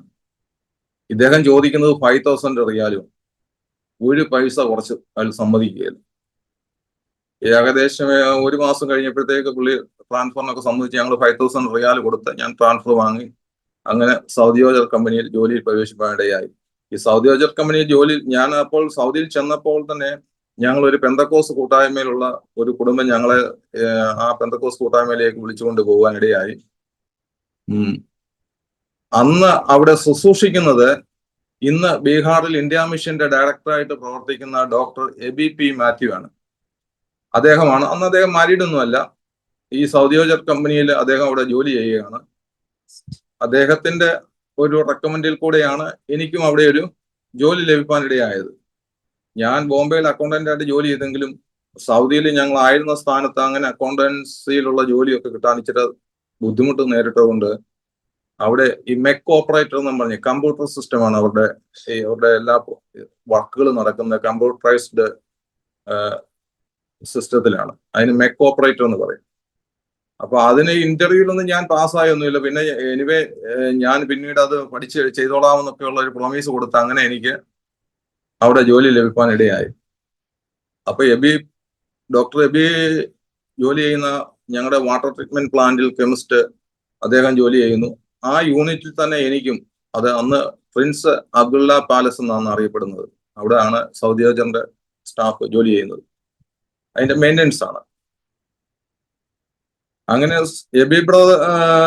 ഡോക്ടർ എബി എനിക്ക് തോന്നുന്നത് 90s-ലോ 91-ലോ അദ്ദേഹം വിവാഹം കഴിഞ്ഞിട്ട് പിന്നെ ഒരു പ്രാവശ്യമേ മടങ്ങി വന്നുള്ളൂ. പിന്നെ അതിനുശേഷം ഞങ്ങളോടൊപ്പം അവിടെ ആരാധിച്ചുകൊണ്ടിരുന്ന റാന്നിക്കാരനായ ബ്രദർ സുനീഷ് ആണ് ശുശ്രൂഷ ഏറ്റെടുത്തത്. അപ്പം ഡോക്ടർ എബിയുടെയും ബ്രദർ സുനീഷിന്റെയും ആത്മീയ ജീവിതവും അവരുടെ ആ പക്വതയും, അവിടെ എന്നെക്കാട്ടി ജൂനിയേഴ്സ് ആണ്. എബി ബ്രദർ എനിക്ക് തോന്നുന്നത് ഒരു 5-8 വയസ്സിന് വ്യത്യാസങ്ങൾ. എങ്കിൽ തന്നെയും ഇവരുടെ ആത്മീയ പക്വതയും ആ കാഴ്ചപ്പാടുകളും അവരുടെ ജീവിതവും എന്നെ ഒത്തിരി സ്പർശിച്ചു. അപ്പൊ ഞാൻ സ്നാനപ്പെട്ട സൗദി ചെന്നെങ്കിലും ഈ ജെസ്സി ആഭരണം ഊരാനൊന്നും ഞാൻ സമ്മതിക്കില്ല. അപ്പൊ എന്നോട് വീട്ടില് ഡോക്ടർ എബിയും സുനീഷ് ബ്രദറും കൂടെ ഒക്കെ വീട്ടിൽ വന്നിട്ട് ഒത്തിരി ഈ ആത്മീയ കാര്യങ്ങളിൽ എന്നെ ഉറപ്പിക്കാനും വേണ്ടി. അപ്പൊ ഞാൻ പറയുന്നത് ആഭരണം ധരിക്കണ്ടെന്നൊന്നും ബൈബിളിൽ പറഞ്ഞിട്ടില്ല. ഇങ്ങനെയൊക്കെയുള്ള തർക്കങ്ങളാണ്. എനിവേ ഞങ്ങളുടെ കൂട്ടായ്മയിൽ പൊയ്ക്കൊണ്ടിരിക്കുന്നു. ആത്മീയമായിട്ട് ഇങ്ങനെ അവിടെ ചേർന്ന് ദൈവത്തെ ആരാധിക്കുന്നു. പക്ഷേ ഒരു വർഷമായപ്പോൾ ഞാൻ ഇപ്പൊ ജെസ്സി ഡ്യൂട്ടിക്ക് പോകുമ്പോൾ എനിക്ക് ജോലി ഇല്ലാതിരിക്കുന്ന സമയത്ത് ഞാൻ അന്നേരം ഈ ബൈബിൾ വായന തുടർന്നുകൊണ്ടായിരുന്നു. എനിവേ ദൈവത്തിന്റെ ആത്മാവ് എന്റെ ഉള്ളത്തില് എന്നോട് ഇടപെടുവാൻ ഇടയായി. അങ്ങനെ ഞാനൊരു ദിവസം ജെസ്സിയോട് പറഞ്ഞു, നിന്റെ ആഭരണങ്ങളെല്ലാം ഊരിയേക്കാൻ പറഞ്ഞു. അങ്ങനെ ജെസ്സി ആഭരണങ്ങളെല്ലാം ഊരി, ഞാനും എൻ്റെ മാലയോ ഈ എൻ്റെ കയ്യിലെ വെഡിങ് റിങ് ഇതെല്ലാം ഞാനും ഉപേക്ഷിച്ചു. അങ്ങനെ ഞങ്ങൾ ഏകദേശം 1 വർഷത്തിന് ശേഷമാണ് ഒരു ശരിയായ പെന്തക്കോസ് അനുഭവത്തിൽ ദൈവത്തെ ആരാധിക്കാൻ ഇടയായത്. അപ്പൊ ഈ സൗദിയിലായിരിക്കുമ്പോൾ തന്നെ ഞങ്ങളുടെ ജീവിതത്തിൽ പല പരിശോധനകളും വന്നുകൊണ്ടേയിരുന്നു. ഞാൻ സൗദി ചെല്ലുന്നതിന് മുമ്പ് തന്നെ ജെസ്സിക്ക് ഒരു മേജർ ഓപ്പറേഷൻ അവിടെ അപ്പൻഡിക്ടമി ചെയ്യേണ്ടി വന്നു. അതിന് വിധേയമായി. ഞാൻ ചെന്നതിന് ശേഷം ജെസ്സി പ്രഗ്നന്റ് ആയി. ഫസ്റ്റ് പ്രഗ്നൻസി ഒരു 2 months ആയപ്പോൾ തന്നെ അത് ട്യൂബൽ പ്രഗ്നൻസി ആയിരുന്നു. ലെഫ്റ്റ് ട്യൂബ് റപ്ചറായി. ജെസ്സിയുടെ ലൈഫ് തന്നെ ഡേഞ്ചർ അവസ്ഥയിലായിരുന്നു. ദൈവം അതിൽ നിന്ന് ജീവനെ മടക്കി തന്നു, വിടുവിച്ചു. അതിനുശേഷം 2000 വീണ്ടും പ്രഗ്നന്റ് ആയി. റൈറ്റ് ട്യൂബിൽ ഇതായി. അത് നേരത്തെ ഉള്ള അനുഭവം ഉള്ളത് കൊണ്ട് പെട്ടെന്ന് തന്നെ ഹോസ്പിറ്റലിൽ പോയി. ഡോക്ടേഴ്സ് അത് സർജറി ചെയ്യുവാനിടയായി. അപ്പൊ ആ ട്യൂബും ഡാമേജ് ആണ്. ലെഫ്റ്റ് ട്യൂബ് ഇല്ല ഓൾറെഡി, റൈറ്റ് ട്യൂബ് ഡാമേജുമായി. പിന്നെ ഞങ്ങൾക്ക് ഒരു നാച്ചുറൽ ഇത് സാധ്യമല്ല എന്നുള്ള മെഡിക്കൽ അഡ്വൈസിന് പ്രകാരം ഞങ്ങൾ പിന്നെ ഒരു 2 പ്രാവശ്യം IVF ഒക്കെ ചെയ്യേണ്ടി വന്നു. എങ്കിലും അത് അവിടെയും സക്സസ് ഒന്നും ആയില്ല. അപ്പൊ ഇതൊക്കെ എൻ്റെ ജീവിതത്തെ അന്നേരം എൻ്റെ വിശ്വാസ ജീവിതത്തിൽ വളരെ ശോധനയുണ്ടായ സമയങ്ങളായിരുന്നു. ഞാൻ വിശ്വാസത്തിൽ നിന്ന് പുറകോട്ട് പോകുവാൻ, സഭയിലൊക്കെ ആരാധനയ്ക്ക് പോകും, കൂട്ടായ്മകളിൽ പങ്കെടുക്കും, എങ്കിലും എൻ്റെ ഉള്ളത്തിൽ ക്രിസ്തുവുമായിട്ടുള്ള ഒരു ബന്ധമൊന്നുമില്ലായിരുന്നു. വളരെ നിരാശനായിട്ടാണ് അന്ന് അവിടെ സൗദിയിൽ കഴിയുന്ന സമയങ്ങളിൽ. അങ്ങനെ ഒരു 2000 തൊട്ട് 2005 വരെ ഞങ്ങളുടെ സഭകൾ, അതിൽ അനേക ദൈവദാസന്മാര്, വിസിറ്റിംഗ് പാസ്റ്റേഴ്സ്, അന്ന് റെഗുലറായിട്ട് എല്ലാ ആഴ്ചകൾ അല്ലെങ്കിൽ എല്ലാ മാസങ്ങളിലും വിസിറ്റിംഗ് പാസ്റ്റേഴ്സ് കടന്നു വരുമായിരുന്നു. അപ്പൊ അവർക്ക് അക്കോമഡേഷൻ ഞങ്ങളുടെ വീടുകളിൽ കൊടുക്കുമായിരുന്നു. നമ്മൾക്ക് അറിയുന്നതും അറിയാത്തതുമായ അനേക ദൈവദാസന്മാർ ഒന്നിച്ച് താമസിപ്പാനിടയായി. അങ്ങനെ ഇരിക്കെ 2002 ഞങ്ങളുടെ പ്രാർത്ഥന നടക്കുന്ന വീട് എന്ന് പറയുന്നത് പെന്തക്കോസ്തുകാരും അല്ലെങ്കിൽ ക്രിസ്ത്യാനികൾ മാത്രമായിട്ടാണ് ആ ബിൽഡിംഗ് എടുത്തേക്കുന്നത്. അതിലെ ഒരു വീട്ടിലാണ് നമ്മൾ സൗണ്ട് പ്രൂഫ് ഒക്കെ ചെയ്ത് ആരാധന നടക്കുന്നത്. അത് രഹസ്യമായിട്ടുള്ള ആരാധനയാണ്. നമുക്ക് ബൈബിളൊന്നും പരസ്യമായിട്ട് കൊണ്ടുപോകാൻ പറ്റത്തില്ല. അന്ന് നമ്മൾ ഈ പ്ലാസ്റ്റിക് കവറിനകത്തൊക്കെ ബൈബിള് പതിച്ച് പൊതിഞ്ഞ് അങ്ങനെയാണ് പോകുന്നത്. അപ്പൊ ആരാധനയ്ക്ക് വരുന്നവർക്കെല്ലാം ഒരു ഡോറിന്റെ കീയും കൊടുത്തിട്ടുണ്ട്. ആരും ഡോർ നമ്മൾ തുറന്നു കൊടുക്കുകയില്ല. അവര് കീ തുറന്ന് തന്നെത്താൻ വന്ന് കയറി ആരാധിക്കണം. അവിടെ ഞങ്ങൾ ഒരു 5-6 ഫാമിലിയേ ഉള്ളൂ, ഫാമിലിയായിട്ട് ആരാധിക്കാൻ. ബാക്കിയുള്ള ബാച്ചിലേഴ്സ് സൗകര്യങ്ങൾ. അപ്പൊ ഈ ബാച്ചിലേഴ്സ് സൗകര്യങ്ങളെ 10, 25, 30 കിലോമീറ്റർ നമ്മൾ യാത്ര ചെയ്ത് അവരെ പോയി പിക്ക് ചെയ്ത് കൊണ്ടുവരണം. ആരാധന കഴിഞ്ഞിട്ട് രാത്രിയിൽ മടക്കി കൊണ്ടുവിടണം. ഇങ്ങനെയൊക്കെയുള്ള, അപ്പൊ നമുക്ക് ഓരോ ഫാമിലികൾക്കും ഓരോ ഡ്യൂട്ടിയൊക്കെ ഉണ്ട്.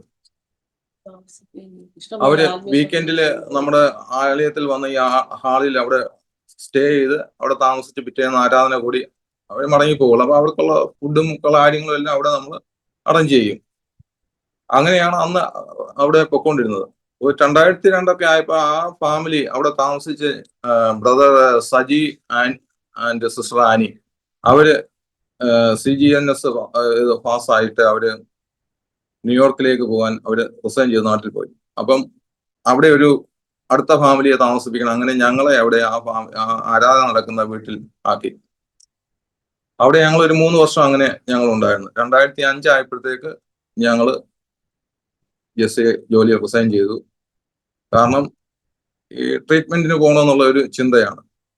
കൂടാതെ ഞങ്ങളുടെ സുഹൃത്ത് ഫാമിലികൾ പലരും അമേരിക്കയിലേക്ക് പോയപ്പം ഞങ്ങൾ പിന്നെ ഒരു ഒറ്റപ്പെട്ട ഒരു അനുഭവം വന്ന് തോന്നിയപ്പോൾ ഞങ്ങൾക്കും അങ്ങനെ ഒരു ചിന്ത വന്നു. അപ്പൊ നാട്ടിൽ വന്ന് ഇതോടൊപ്പം തന്നെ RN പഠിക്കാൻ ജെസ്സി കോട്ടയത്ത് പോയി ഒരു ഇൻസ്റ്റിറ്റ്യൂട്ടിൽ ചേർന്ന് അത് പഠിക്കുകയും അങ്ങനെ അവള് ആ RN പരീക്ഷയൊക്കെ മദ്രാസിൽ പോയി ടെസ്റ്റ് എഴുതി പാസ്സായതിന്റെ 3-ാം പക്കമാണ് നമ്മുടെ അന്നത്തെ US പ്രസിഡന്റ് ആയിരുന്ന ഒബാമ റിട്രോഗ്രേഷൻ പ്രഖ്യാപിച്ച് പോകാൻ കഴിഞ്ഞില്ല.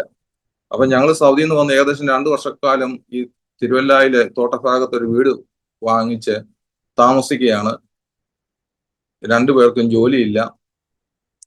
അങ്ങനെ അനുഭവത്തിൽ നിൽക്കുമ്പോഴാണ് എൻ്റെ ഒരു അമ്മയുടെ അനുജത്തിയുടെ മോന് ചെറിയാൻചൻ എന്ന് പറയുന്ന പയ്യൻ, അവന് ദുബായിൽ നിന്ന് വന്നപ്പോൾ ഞാനൊരു വിസിറ്റ് വിസ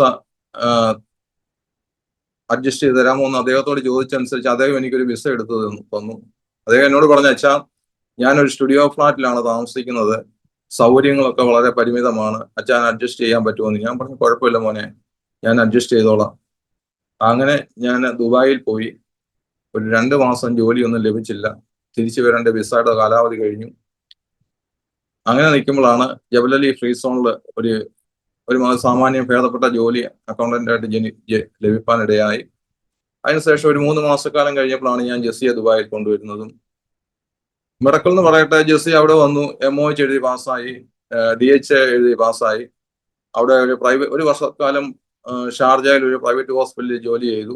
അതിനുശേഷം ദുബായ് ഹോസ്പിറ്റലില് അവിടുത്തെ DHAയിൽ ജോലി ലഭിക്കാനിടയായി. അപ്പോൾ ഞങ്ങളുടെ അന്നത്തെ ആ ഒരു ജീവിതം നല്ല രീതിയിൽ പൊയ്ക്കൊണ്ടിരിക്കുകയാണ്. അങ്ങനെ ഇരിക്കുമ്പോൾ ഞങ്ങൾ വീണ്ടും നാട്ടിൽ വന്ന്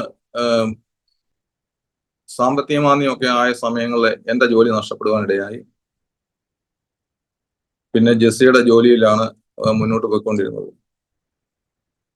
അതിനുശേഷം ഈ സാമ്പത്തിക മാന്ദ്യവും പലവിധമായ ബുദ്ധിമുട്ടുകളൊക്കെ ഉണ്ടായിരുന്നെങ്കിലും അവിടെ പിടിച്ചു നിർത്താനിടയായി.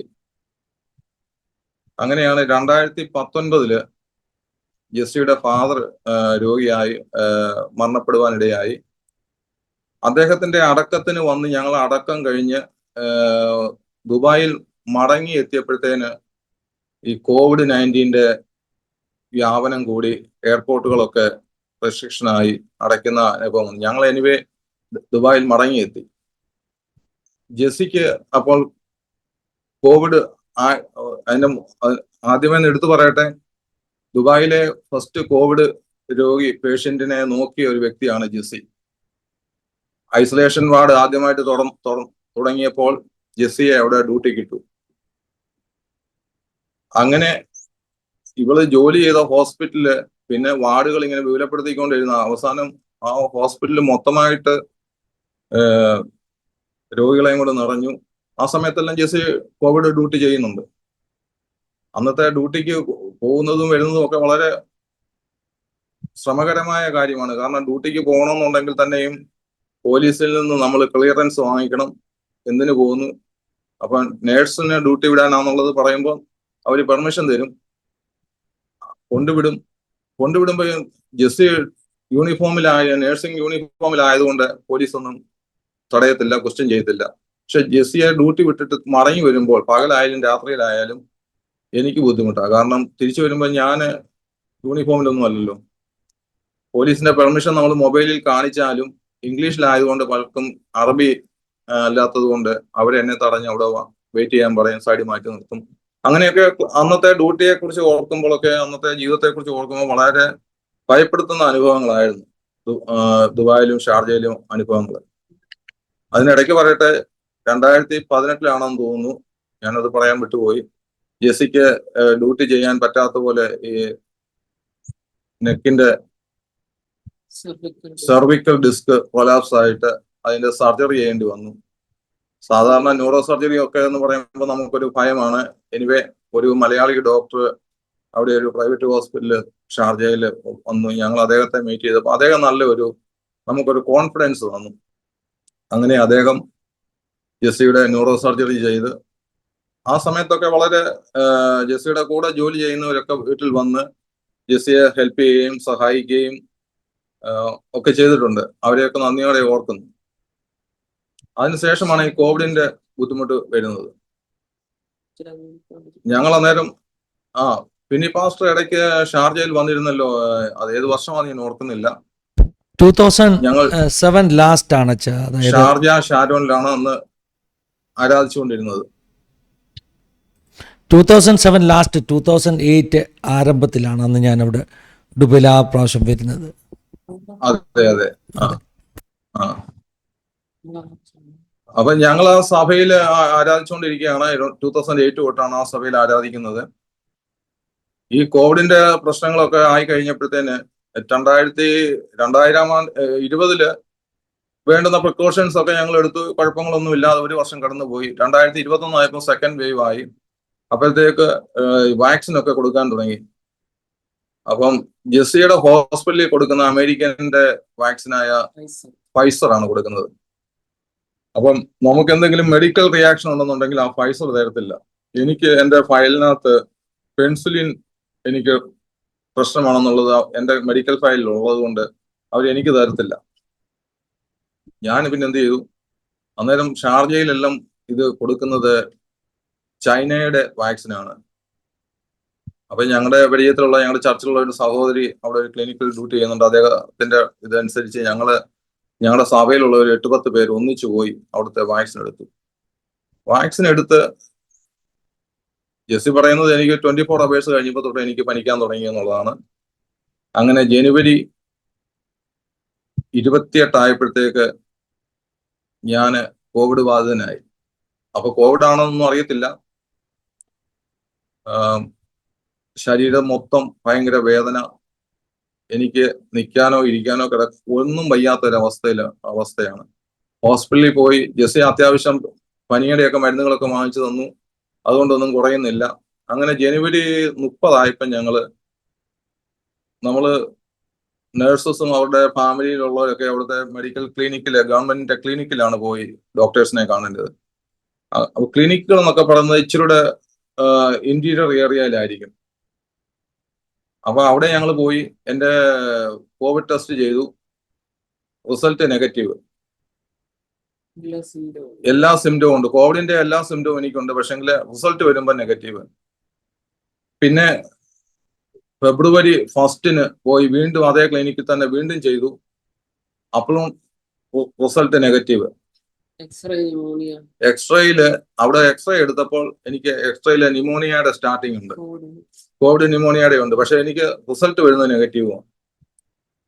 അപ്പൊ അവിടുന്ന് ഞങ്ങളെ പറഞ്ഞു വിട്ടു. അത്യാവശ്യം വേണ്ടുന്ന ട്രീറ്റ്മെന്റ് ഒക്കെ തന്നു. 1 മണിക്കൂർ എന്നെ അവിടെ വിശ്രമിക്കാനൊക്കെ അനുവദിച്ചിട്ട് അത് കഴിഞ്ഞ് ഞങ്ങൾ പോരുകയാണ്. ആ അവസ്ഥയെ കുറിച്ച് പറഞ്ഞാല്, എന്റെ അവസ്ഥ എന്ന് പറഞ്ഞാൽ എനിക്ക് ഡ്രൈവ് ചെയ്യാൻ പറ്റത്തില്ല. ഞാന് ഒരു സുബോധമില്ലാത്ത അവസ്ഥയിലേക്കാണ് പോകുന്നത്. അപ്പം ജെസ്സി എന്റെ കൂടെയുണ്ട്. അപ്പൊ ജെസ്സിയോട് അദ്ദേഹത്തിന്റെ കൂടെ വർക്ക് ചെയ്യുന്ന ഒരു സ്റ്റാഫ് വിളിച്ചിട്ട് പറഞ്ഞു, നിങ്ങളെ അപ്പം ദുബായ് ഹോസ്പിറ്റലിൽ നിന്ന് നമുക്ക് അഡ്മിഷൻ കിട്ടത്തില്ല, അവിടെ മൊത്തം ഫുള്ളാണ്, ഹോട്ടലുകൾ എടുത്തെല്ലാം ഫുള്ളാണ്. പല സ്ഥലങ്ങളില് ഗവൺമെന്റ് കോവിഡ് സെന്ററിൽ തുടങ്ങി എല്ലായിടവും ഫുള്ളാണ്. അപ്പം ഇവരുടെ ഹോസ്പിറ്റലിൽ സ്റ്റാഫിന്റെ ഹസ്ബൻഡ് ആയിട്ട് പോലും എനിക്കൊരു വേക്കന്റ് ആയിട്ടുള്ള ഒരു ബെഡ് കിട്ടുന്നില്ല. എനിവേ അവര് പറഞ്ഞു, നിങ്ങൾ ഏതായാലും ഇവിടെ എമർജൻസിയിൽ വാ, എന്തെങ്കിലും മാർഗം നോക്കാം, കൊണ്ടുവരാൻ പറഞ്ഞു. പക്ഷെ ഒരു 10-20 കിലോമീറ്റർ ഞാൻ ഈ ക്ലിനിക്കിൽ നിന്ന് ഈ ഹോസ്പിറ്റലിലേക്ക് ഡ്രൈവ് ചെയ്യണം. അന്ന് കോവിഡ് സീസൺ ആയതുകൊണ്ട് റോഡിലൊക്കെ വാഹനങ്ങൾ കുറവായി. എങ്കിൽ തന്നെയും എനിക്ക് സിഗ്നലുകൾ നോക്കാനോ വണ്ടിയുടെ സ്പീഡ് ഇത് ചെയ്യാനോ ഒന്നും എനിക്ക് പറ്റുന്നില്ല. ഞാൻ ജെസ്സിയോട് പറഞ്ഞു. അപ്പൊ ജെസ്സി ഇരുന്ന് വണ്ടിയുടെ എന്റെ ലെഫ്റ്റിൽ ഇരുന്ന് കരഞ്ഞുകൊണ്ടിരിക്കുകയാണ്. ജെസ്സി പറഞ്ഞു, നമുക്ക് പോലീസിനെ വിളിക്കാം, ആംബുലൻസ് വിളിക്കാം, വണ്ടി എവിടെയെങ്കിലും സൈഡിൽ പാർക്ക് ചെയ്യാം എന്നൊക്കെ പറഞ്ഞു. പക്ഷെ ഞാൻ ജെസ്സിയോട് പറഞ്ഞു, നീ സിഗ്നലുകൾ നോക്കിക്കോണം, ലൈറ്റുകൾ നോക്കിക്കോണം, ഞാൻ വണ്ടി ഓടിച്ച് എനിവേ ദൈവം സഹായിച്ച് ഒരാപത്തോ അനർത്ഥമോ ഒന്നും ഉണ്ടാകാതെ ദുബായ് ഹോസ്പിറ്റൽ അവിടെ വന്നു. അവിടെ പാർക്കിങ്ങിൽ വണ്ടി ഇട്ടു. പക്ഷെങ്കില് എമർജൻസി ചെന്നപ്പോൾ നമുക്ക് ബെഡ് അവൈലബിൾ അല്ല, ഡോക്ടേഴ്സിന് തന്നെ അവൈലബിൾ അല്ല. ഞാൻ അവിടെ ഇങ്ങനെ കസേറയിൽ വെയിറ്റ് ചെയ്ത് ഏതാണ്ട് 1 മണിക്കൂറോളം ഇരുന്നിട്ടും വീൽ ചെയറിൽ ഇരിക്കുകയാണ്. ഇനി വിളിക്കുവോ പരിശോധിക്കുകയോ ഒന്നും ചെയ്യുന്നില്ല. അപ്പൊ ഞാൻ ജെസ്സിയോട് പറഞ്ഞു, എനിക്ക് കിടക്കാൻ ഒരു ബെഡ് തന്നില്ല എന്നുണ്ടെങ്കിൽ ഞാൻ ഇപ്പൊ ഈ ഫ്ലോറിൽ കിടക്കുമെന്ന് പറഞ്ഞു. എനിക്ക് അതുപോലെ അപ്പൊ ജെസ്സി കരഞ്ഞുകൊണ്ട് വീണ്ടും ഇവരുടെ സ്റ്റാഫിനോടും അവിടുത്തെ ഡോക്ടേഴ്സിനോടും എല്ലാം ചെന്ന് കാര്യങ്ങൾ പറഞ്ഞപ്പോൾ എവിടെയെന്നോ ഒരു ബെഡ് അവര് കൊണ്ടുവന്നിട്ട് എന്നെ അവിടെ കിടത്തി. ഒരു 3 മണിക്കൂർ എന്നെ അവിടെ കിടത്തി. എനിക്ക് വേണ്ടുന്ന പ്രാഥമിക ചികിത്സയൊക്കെ തന്നിട്ട് കുറെ മെഡിസിനും തന്നിട്ട് കുഴപ്പമില്ല, വീട്ടിൽ പോയി വിശ്രമിച്ചാൽ മതി എന്നും പറഞ്ഞ് എന്നെ പറഞ്ഞു വിട്ടു. അപ്പോൾ ദൈവത്തിന്റെ ഒരു കരം പോലെ ജെസ്സിയുടെ കൂടെ ജോലി ചെയ്യുന്ന ഡോക്ടർ, അവിടെ വാർഡിൽ ഡ്യൂട്ടി ചെയ്യുന്ന ഒരു മലയാളി ഡോക്ടർ, ഡോക്ടർ സെൻ, അദ്ദേഹം ജെസ്സിയെ വിളിച്ചിട്ട് പറഞ്ഞു, അന്നമ്മ, നീ ഹസ്ബൻഡിനെ വീട്ടിൽ കൊണ്ടുപോകരുത്, അദ്ദേഹം ഷുഗർ പേഷ്യൻ്റ് ആണല്ലോ, അതുകൊണ്ട് ഈ കോവിഡ് കൂടെ ഉള്ളപ്പോൾ വീട്ടിൽ കൺട്രോൾ ചെയ്യാൻ ബുദ്ധിമുട്ടാണ്, നീ വീട്ടിൽ കൊണ്ടുപോകരുത്. എൻ്റെ ഒരു സുഹൃത്ത് ആസ്റ്റർ ഹോസ്പിറ്റലിൽ ജോലി ചെയ്യുന്നുണ്ട്, ഞാൻ അദ്ദേഹത്തെ വിളിച്ച് പറയാം, ഞാൻ നിങ്ങൾക്ക് നമ്പറും തരാം, നിങ്ങൾ അദ്ദേഹത്തെ ചെന്ന് കാണുക എന്ന് പറഞ്ഞു. പക്ഷെങ്കിൽ ഈ ആസ്റ്റർ ഹോസ്പിറ്റലും രോഗികളെ എടുക്കണമെന്നുണ്ടെങ്കിൽ ഗവൺമെന്റിൽ നിന്ന് വിടുന്ന രോഗികളെ എടുക്കാൻ മാത്രമേ അവർക്ക് അനുവാദമുള്ളൂ. DHAയുടെ ഹോസ്പിറ്റലുകളിൽ നിന്നോ ക്ലിനിക്കുകളിൽ നിന്നോ അവരുടെ കോവിഡ് സെന്ററുകളിൽ നിന്നോ അങ്ങോട്ട് പോസ്റ്റ് ചെയ്യുന്ന പേഷ്യന്റിനെ മാത്രമേ അവർക്ക് റിസീവ് ചെയ്യാൻ അധികാരമുള്ളൂ.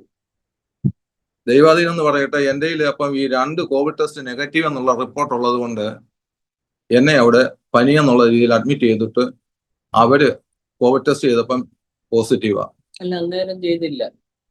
അന്നേരം എക്സ്റേ ഒക്കെ എടുത്തു, നെഗറ്റീവ് ആയതുകൊണ്ട് അഡ്മിറ്റ് ചെയ്തു. പിന്നെ അവര് ടെസ്റ്റിന് വിട്ടപ്പം അത് പോസിറ്റീവാണ്. പക്ഷേ എങ്കിലും അന്നും അവിടെയും ബെഡില്ല. എന്നോട് പറഞ്ഞു വീട്ടിൽ പോയിട്ട് വൈകുന്നേരത്തേക്ക് ബെഡ് അവൈലബിൾ ആകും, ഞങ്ങൾ വിളിക്കാം, അന്നേരം വന്നാൽ മതി എന്ന് പറഞ്ഞു. ഞങ്ങൾ വീട്ടിൽ പോയി, ഞങ്ങൾ വിളിക്കുന്നുണ്ട്, റിപ്ലൈ കിട്ടുന്നില്ല, പിന്നെ കിട്ടിയാൽ തന്നെ ബെഡ് അവൈലബിൾ അല്ല, ഇപ്പോൾ ഇതുവരെ ഫ്രീ ആയിട്ടില്ല, ഇങ്ങനെ പറഞ്ഞുകൊണ്ടിരുന്നു.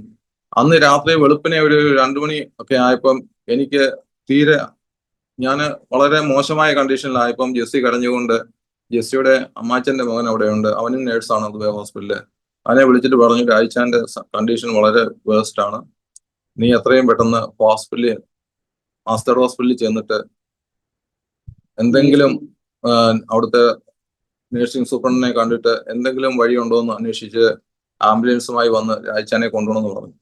അവിടെ ചെന്നപ്പോൾ അവര് പറഞ്ഞൊരു കാര്യം ചെയ്യും, പേഷ്യന്റിനെ കൊണ്ടുവരാൻ പറഞ്ഞു. അവന് വന്നിട്ട് അവന്റെ വണ്ടിയിൽ എന്നെ ആസ്റ്റർ ഹോസ്പിറ്റലിൽ കൊണ്ടുപോയി അന്ന് അവിടെ അഡ്മിറ്റ് ആയി. ഒരു ദിവസം ഞങ്ങൾ റൂമിൽ താമസിച്ചു. അപ്പോൾ ഞാൻ ചുമയ്ക്കുകയും കഫം തുപ്പുകയും ചെയ്യും, നമ്മൾ കഫത്തിന്റെ കൂടെ ബ്ലഡ് വരുന്നുണ്ട്.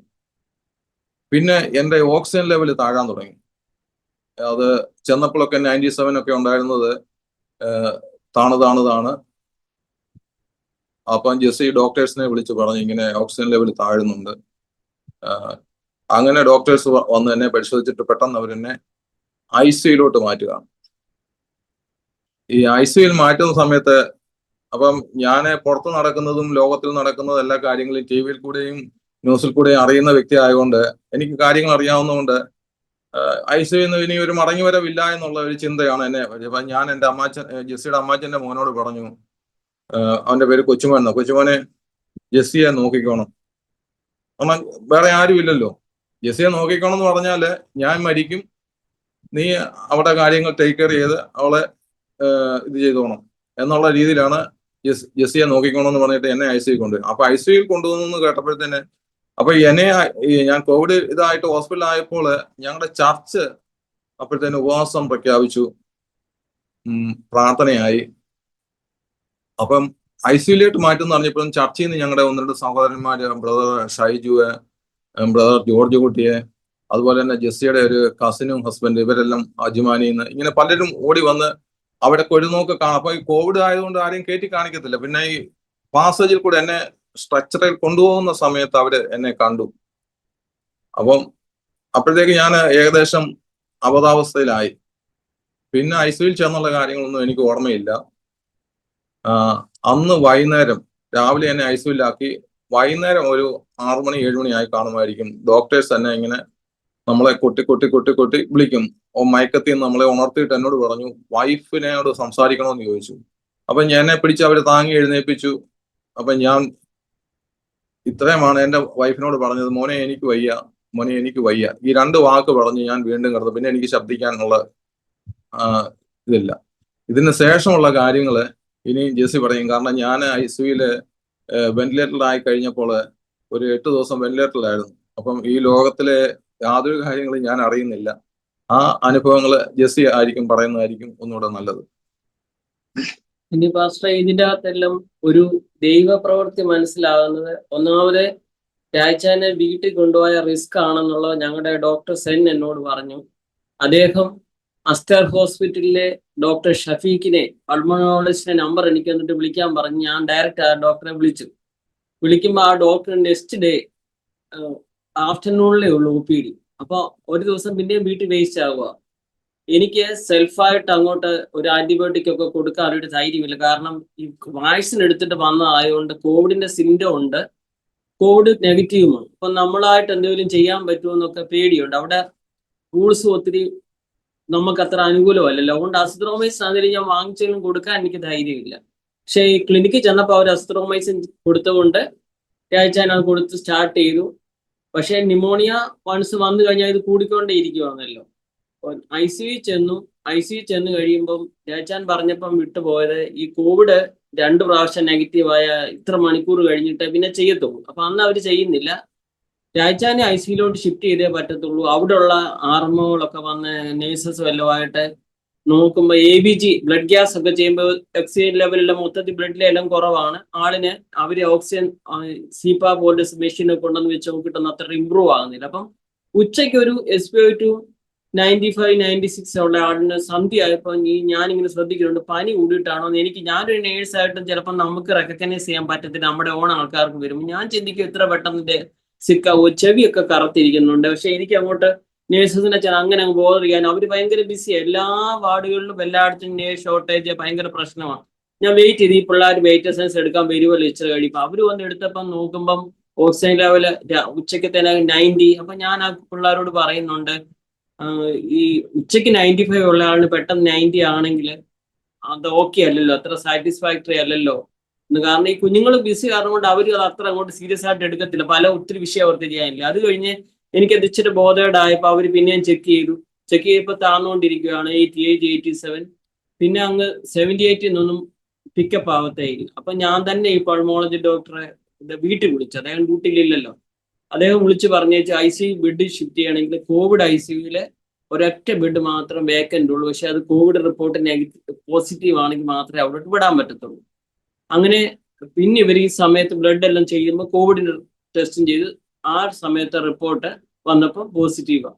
അങ്ങനെ കോവിഡ് ICUവിലുള്ള ഒരേ ഒരു ബെഡിൽ രാജാനെ അഡ്മിറ്റ് ചെയ്തു. രാജാനെ കോവിഡ് ICUവിൽ അഡ്മിറ്റ് ചെയ്യുമ്പോൾ 48 പേഷ്യന്റ് കോവിഡ് പേഷ്യന്റ്.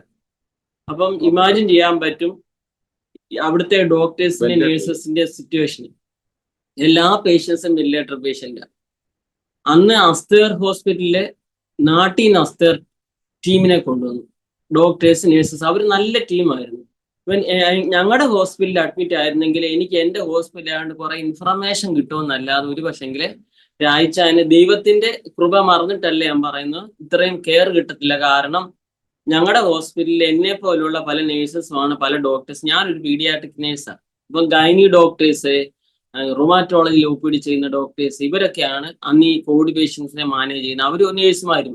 ICUവിലെ നേഴ്സസിന്റെ കൈ കിട്ടിയ പേഷ്യന്റിനൊക്കെ ഒരുമാതിരി ഓക്കെയാണ്. അല്ലാത്തവരെ പറ്റി കാരണം എപ്പോഴും നമുക്കൊരു ആശങ്ക. കാരണം ആരും ആ സമയം കൊണ്ട് ഒരു ദിവസം കൊണ്ട് വെന്റിലേറ്റർ പഠിച്ചെടുക്കത്തില്ലല്ലോ. അപ്പൊ ആ കെയർ ഒക്കെ എല്ലാവരും ഭയത്തിലാണ് ചെയ്യുന്നു.